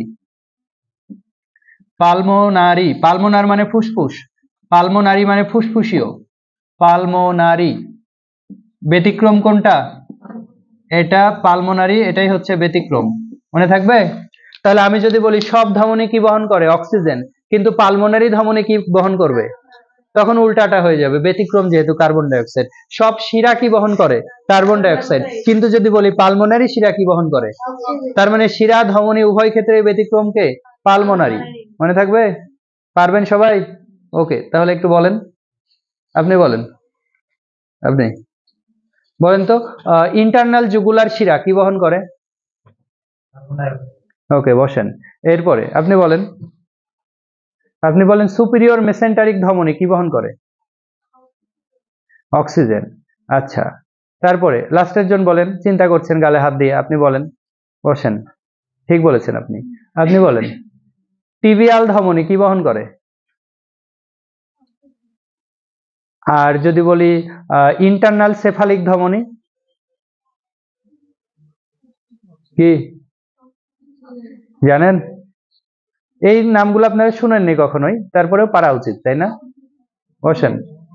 এরপরে আপনি বলেন, আপনি বসেন, আপনি বলেন অ্যান্টেরিয়র টিবিয়াল আর্টারি কি বহন করে? অক্সিজেন। তারপরে ফুসফুসীয় ধমনী কি বহন করে? হ্যাঁ, সকল ধমনী অক্সিজেন পরিবহন করলেও ফুসফুসীয় ধমনী, ফুসফুসীয় মানেই তো পালমোনারি, আর ওই ধমনী উল্টাটা করবে। বুঝতে পেরেছেন? তাহলে যদি এই টাইপের কখনো কোশ্চিন আসে যে পালমোনারি ধমনী, পালমোনারি বললে ধমনী মানেই তো অক্সিজেন, কিন্তু পালমোনারি বললে উল্টায় দিবেন। আবার শিরা মানে কি? কার্বন ডাই অক্সাইড, কিন্তু পালমোনারি শুধু বললে কি হবে? উল্টাটা হবে। বুঝা গেছে? পরীক্ষা এগুলো আসে। এবার বলেন, হৃৎপিণ্ডের 4টা প্রকোষ্ঠ, কোন প্রকোষ্ঠে অক্সিজেন থাকে আর কোন প্রকোষ্ঠে কার্বন ডাই অক্সাইড থাকে? কেউ বলতে পারবেন? বলেন তো, বাম অলিন্দে কি থাকে? অক্সিজেন না carbon die oxide? Carbon die oxide. ঝুলে ঝুলে বলা যাবে না, না জানলে বলার দরকার নাই। মনে রাখবেন, যদি মনে করেন আমাদের যখন কাউকে খুব ভালো লাগে, মনে করেন কাউকে খুব পছন্দ হয়েছে আপনার, তাহলে কি করতে চান? তাকে আপনার বুকের বাম পাশে রাখতে চান না? এখন কাউকে যখন ভালো লাগবে তাকে বুকের বাম পাশে রাখবেন। কেন রাখবেন বাম পাশে? এর বৈজ্ঞানিক ব্যাখ্যা কি? বায়োলজিক্যাল ব্যাখ্যা হচ্ছে বুকের বাম পাশে ভালো কিছু থাকে, অক্সিজেন থাকে। কি থাকে? এই হার্ট তো মাঝখানে থাকে, একটু বাম দিকে থাকে। তো হার্টেরও আবার বাম দিকে কি থাকে? অক্সিজেন। তার মানে যেটা বাম দিক সেদিকে কি থাকে? অক্সিজেন। তো ভালো মানুষকে তো ভালো লাগার মানুষকে তো অক্সিজেনের ভেতরেই ডুবাই রাখবেন, তাই না? আর এখন যদি মনে করেন কাউকে আপনার অসহ্য লাগে, তাকেও বলবেন আপনাকেও আমার বুকের মধ্যে রাখবো, কিন্তু কোন পাশে? ডান পাশে। এটাও একটা বর্জ্য পদার্থ, এর মধ্যে পয়জনিং হয়ে মারা যাবে। ঠিক আছে? তার মানে বাম দিকে কি থাকবে? অক্সিজেন। বাম অলিন্দ বলুক, বাম অ্যাট্রিয়াম বলুক, বাম ভেন্ট্রিকল বলুক, বাম নিলয় বলুক, বাম বললেই কি হবে? অক্সিজেন। আর ডান বললে কি হবে? Carbon die oxide. মনে থাকবে? ভুল হবে? ওকে, এখন দেখেন, কি দেখবেন? এখন দেখবেন হৃৎপিণ্ডের মাধ্যমে, এটা কি বাম ভেন্ট্রিকল না? যদিও এ পাশ দিয়ে রক্তনালী বের হয় না, কিন্তু আমি তাও দেখাচ্ছি। হৃৎপিণ্ডের কাজ সারা দেহে কি পাঠানো? অক্সিজেন পাঠানো না? মনে করেন এই রক্তনালী দিয়ে সারা দেহে যাবে, সারা দেহ, এটা হচ্ছে সারা দেহ। সারা দেহে কি আসলো? অক্সিজেন। বলেন, হৃৎপিণ্ড থেকে সারা দেহে অক্সিজেন নিয়ে যায় কে? বলেন তো, শিরা না ধমনী? ধমনী। এই ধমনী হৃৎপিণ্ড থেকে বের হয়, অনেক মোটা থাকে, তখন এর নাম হয় মহাধমনী। তাহলে মহাধমনীর মাধ্যমে হৃৎপিণ্ড থেকে অক্সিজেন কোথায় চলে যায়? মহাধমনের মাধ্যমে যে সারা দেহে যায় এমন না, বিভিন্ন ধমনীতে ভাগ হয়, কিন্তু সবই কি থাকে? ধমনী। এবার সারা দেহে কি তৈরি হয়? Carbon die oxide. সারা দেহের প্রত্যেকটা কোষে অক্সিজেন খরচ হয়ে যায় আর তৈরি হয় কি? Carbon die oxide. প্রত্যেকটা কোষ থেকে কার্বন ডাই অক্সাইড ফিরে আসে কোথায়? হৃৎপিণ্ডের ডান অলিন্দে। তাহলে সারা দেহ থেকে ফিরে আসে সবসময় কোথায়? অলিন্দে। আর হৃৎপিণ্ড থেকে বের হয় কার মাধ্যমে? নিলয় থেকে। নিলয় থেকে সারা দেহে কি অক্সিজেন গেল না? এটা নিয়ে গেল কে? মহাধমনী। আর সারা দেহ থেকে কার্বন ডাই অক্সাইড অলিন্দে নিয়ে আসলো, এটাকে মহাশিরা। এখন মহাশিরা উপর থেকেও আসে, হৃৎপিণ্ড তো আমাদের এখানে থাকে, উপর থেকে আসবে একটা, নিচ থেকে যাবে একটা। উপর থেকে আসবে ঊর্ধ্ব মহাশিরা, নিচ থেকে যাবে কি? নিম্ন মহাশিরা। তাহলে আলটিমেটলি মহাশিরা কি বহন করে তাহলে? Carbon die oxide. Carbon die oxide এখানে আসলো, কোথায় আসলো? রাইট অ্যাট্রিয়ামে। রাইট অ্যাট্রিয়াম থেকে কোথায় যাবে? রাইট ভেন্ট্রিকলে। রাইট ভেন্ট্রিকল থেকে কার্বন ডাই অক্সাইড আবার সারা দেহে যাবে না? কার্বন ডাই অক্সাইড কি সারা দেহে যায়? সারা দেহে কেন দিবেন কার্বন ডাই অক্সাইড? এটা তো খারাপ জিনিস। তাহলে এটাকে কি করতে হবে? বের করে দিতে হবে। তো বের করতে যাই, বলেন তো আমরা কার্বন ডাই অক্সাইড কিসের মাধ্যমে বের করি? নিঃশ্বাসের মাধ্যমে। আর নিঃশ্বাসের বাতাসটা কোথায় থেকে আসে? ফুসফুস থেকে না? তার মানে এই কার্বন ডাই অক্সাইডকে কোথায় পাঠাবো? ফুসফুসে। এখন ফুসফুস কোথায় থাকে? এটা মনে করেন একটা ফুসফুস, হৃৎপিণ্ডের এই পাশে একটা, এ পাশে আরেকটা ফুসফুস। তাহলে ফুসফুস কোথায় থাকে? হৃৎপিণ্ডের দুই পাশে। আমাদের বক্ষ গহ্বরের মাঝখানে হৃৎপিণ্ড, আর দুই পাশে কি? ফুসফুস। তো এই ফুসফুসে এবার কার্বন ডাই অক্সাইডটা পাঠাচ্ছি। এই যে এই ফুসফুসে আসবে, আবার কোন ফুসফুসে যাবে? ওইটাতে কি কি যাবে বলেন তো? এই কার্বন ডাই অক্সাইড যুক্ত রক্ত। তাহলে দুইটা ফুসফুসে কি চলে গেল? Carbon die oxide. এবার কার্বন ডাই অক্সাইড থেকে ফুসফুস থেকে ফুস করে নিঃশ্বাসের মাধ্যমে বের করে দিলাম, আর প্রশ্বাসের মাধ্যমে কি গ্রহণ করি? অক্সিজেন। এই অক্সিজেন আবার আমাদের এই শ্বাসনালী দিয়ে দুইটা কোথায় যাবে? প্রথমে ফুসফুসে। তার মানে ফুসফুসে আমরা অক্সিজেন গ্রহণ করলাম। এই অক্সিজেন এবার সারা দেহে পাঠাতে হবে না? তো আমাদের কি ফুসফুস সারা দেহে অক্সিজেন পাঠাতে পারে? পারে না। তাহলে কার হেল্প লাগবে? হৃৎপিণ্ডের। এর জন্য এই দুইটা ফুসফুস কি করবে? দুইটা ফুসফুস অক্সিজেন কার কাছে পাঠাই দিবে? হৃৎপিণ্ডে। এই যে অক্সিজেন চলে আসবে পাশ দিয়ে কোথায়? হৃৎপিণ্ডে। হৃৎপিণ্ডের বাম অলিন্দে আসবে, বাম অলিন্দ থেকে বাম নিলয়ে যাবে, বাম নিলয় থেকে কোথায় যাবে? সারা দেহে। তাহলে আমাদের প্রশ্বাস নিঃশ্বাস, আমাদের অক্সিজেন গ্রহণ, কার্বন ডাই অক্সাইড ত্যাগ কিভাবে ঘটে? একটু মনোযোগ দিয়ে শোনেন, মানে এটা একটা বুঝার ব্যাপার, ঠিক আছে? একটু মনে রাখতে হবে। আমরা প্রশ্বাসের মাধ্যমে কি গ্রহণ করি? আমরা উদ্ভিদ। আমরা প্রশ্বাসের মাধ্যমে কি গ্রহণ করি? অক্সিজেন। অক্সিজেন যায় প্রথমে কোথায়? ফুসফুস থেকে কোথায় যায়? হৃৎপিণ্ডের কোথায় যায়? বাম অলিন্দে। বাম অলিন্দ, উপরে, উপরেরটা কি অলিন্দ না? বাম অলিন্দ থেকে বাইকাসপিড কপাটিকার ভেতর দিয়ে যায় কোথায়? বাম নিলয়। বাম নিলয় থেকে মহাধমনীর মাধ্যমে সারা দেহে। সারা দেহে অক্সিজেন চলে গেল। এবার সারা দেহ থেকে কার্বন ডাই অক্সাইড আসবে, মহাশিরার মাধ্যমে কোথায় আসবে? ডান অলিন্দে। ডান অলিন্দ থেকে ডান নিলয়। ডান নিলয়ে যেতে গেলে কোন কপাটিকার ভেতর দিয়ে যেতে হয়? ডান নিলয় থেকে কার্বন ডাই অক্সাইড এবার দুই ফুসফুসে পাঠাবো, তাই না? দুই ফুসফুস থেকে কার্বন ডাই অক্সাইড আবার বাইরে পাঠাবো। এই কমন ব্যাপারটুকু মাথায় রাখতে হবে, ঠিক আছে? তাহলে প্রশ্বাসের মাধ্যমে গ্রহণ করলাম কি? অক্সিজেন গেল প্রথমে ফুসফুসে, ফুসফুস থেকে হৃৎপিণ্ডের বাম অলিন্দ, বাম নিলয়, মহাধমনীর মাধ্যমে সারা দেহ। সারা দেহে অক্সিজেন খরচ হয়ে গেল, তৈরি হলো কি? Carbon die oxide. সারা দেহ থেকে কার্বন ডাই অক্সাইড আবার হৃৎপিণ্ডের ডান অলিন্দে আসবে, ডান অলিন্দ থেকে ডান নিলয়, ডান নিলয় থেকে ফুসফুস, ফুসফুস থেকে বাইরে। এখন দেখেন একটা জিনিস খেয়াল করেন, এই হৃৎপিণ্ড থেকে যেসব রক্তনালীগুলা বের হয় তাদেরকে বলে ধমনী। কি বলে? বের হয় ধমনী, আর ঢুকবে কারা? শিরা। তো এরা বের হচ্ছে না, তাহলে এরা কি ধমনী না? বের হয়ে কোথায় যাচ্ছে? তাই এই ধমনীর নাম ফুসফুসীয় ধমনী। দেখেন ফুসফুসীয় কি বলেন তো? ধমনী। ফুসফুসীয় ধমনীর আরেকটা নাম কি? পালমোনারি ধমনী। সব ধমনী অক্সিজেন পরিবহন করলেও ফুসফুসীয় ধমনী কি বহন করলো? Carbon die oxide. আবার ফুসফুস থেকে হৃৎপিণ্ডে রক্তনালী আসছে, হৃৎপিণ্ডে প্রবেশ করলে তাকে কি বলি? শিরা। কোথায় থেকে আসছে? ফুসফুস থেকে না? তাহলে এই শিরার নাম কি হবে? ফুসফুসীয় বা পালমোনারি কি শিরা। তাহলে সকল শিরা কার্বন ডাই অক্সাইড বহন করলেও পালমোনারি শিরা কি বহন করে?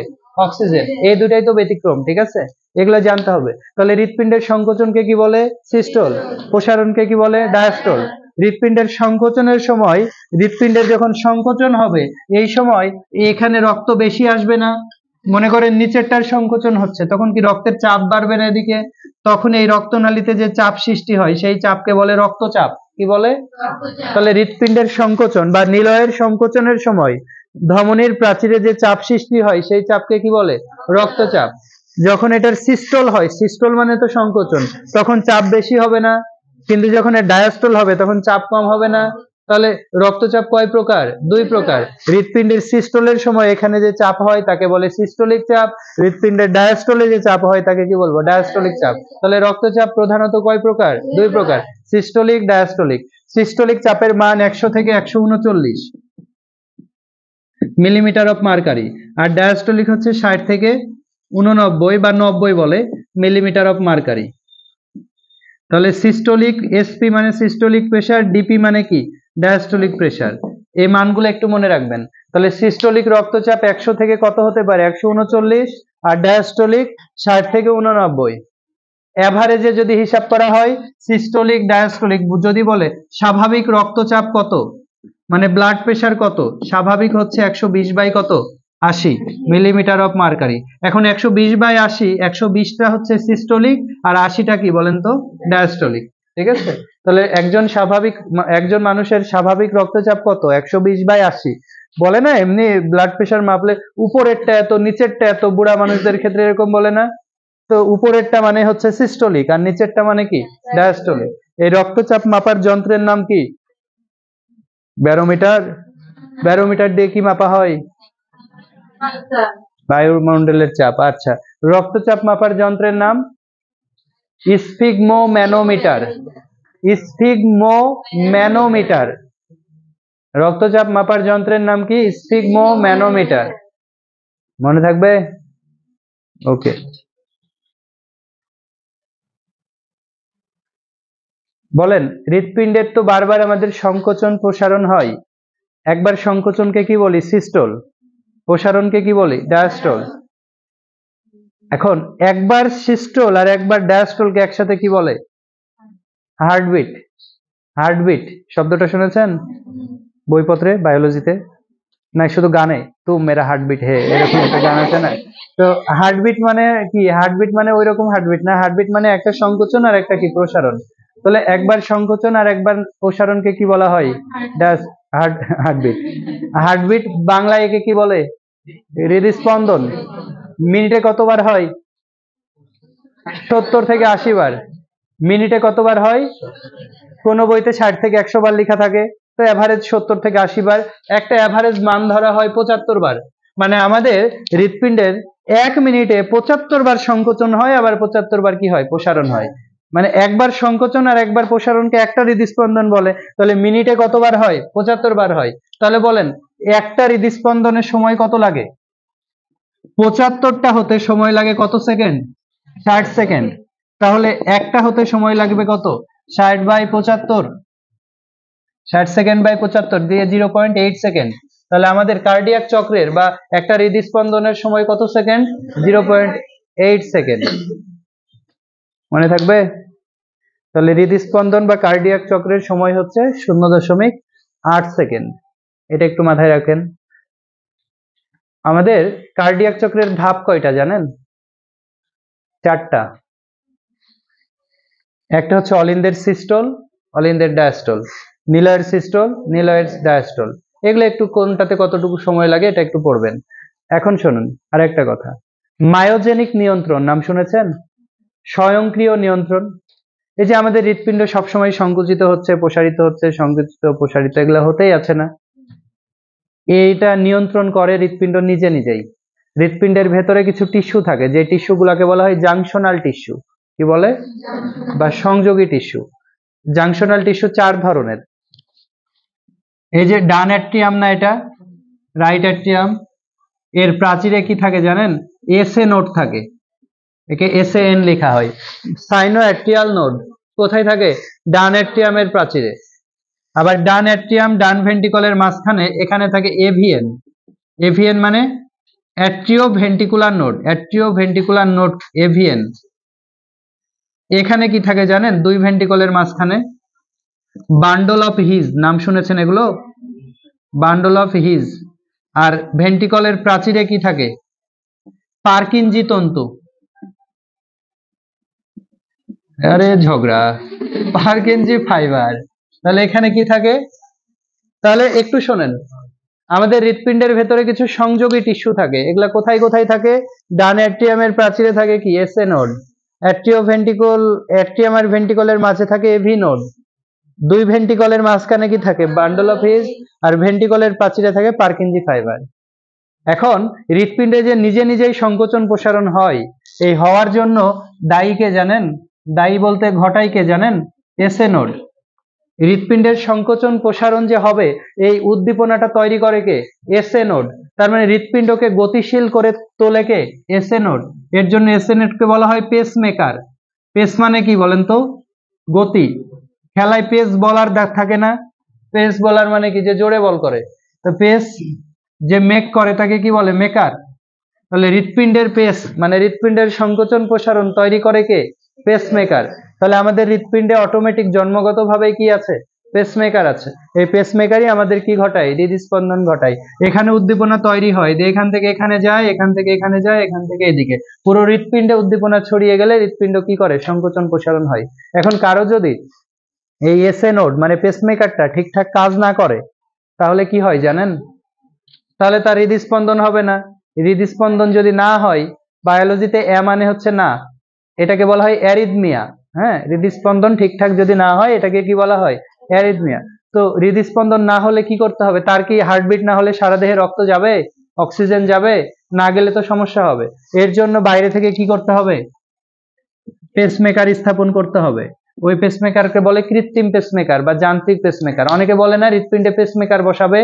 তোর পেসমেকার কখন বসাবে? যখন তার নিজের পেসমেকার কাজ না করবে। তাহলে পেসমেকার কয় প্রকার? দুই প্রকার, একটা প্রাকৃতিক পেসমেকার আর একটা কি? যান্ত্রিক পেসমেকার। মনে থাকবে তো, এগুলো একটু মনে রাখবেন। হৃৎপিণ্ডের রক্তনালীতে কোনো যদি সমস্যা তৈরি হয়, একটু পর পর আপনারা নড়ে চড়ে উঠছেন বের হওয়ার জন্য। আচ্ছা।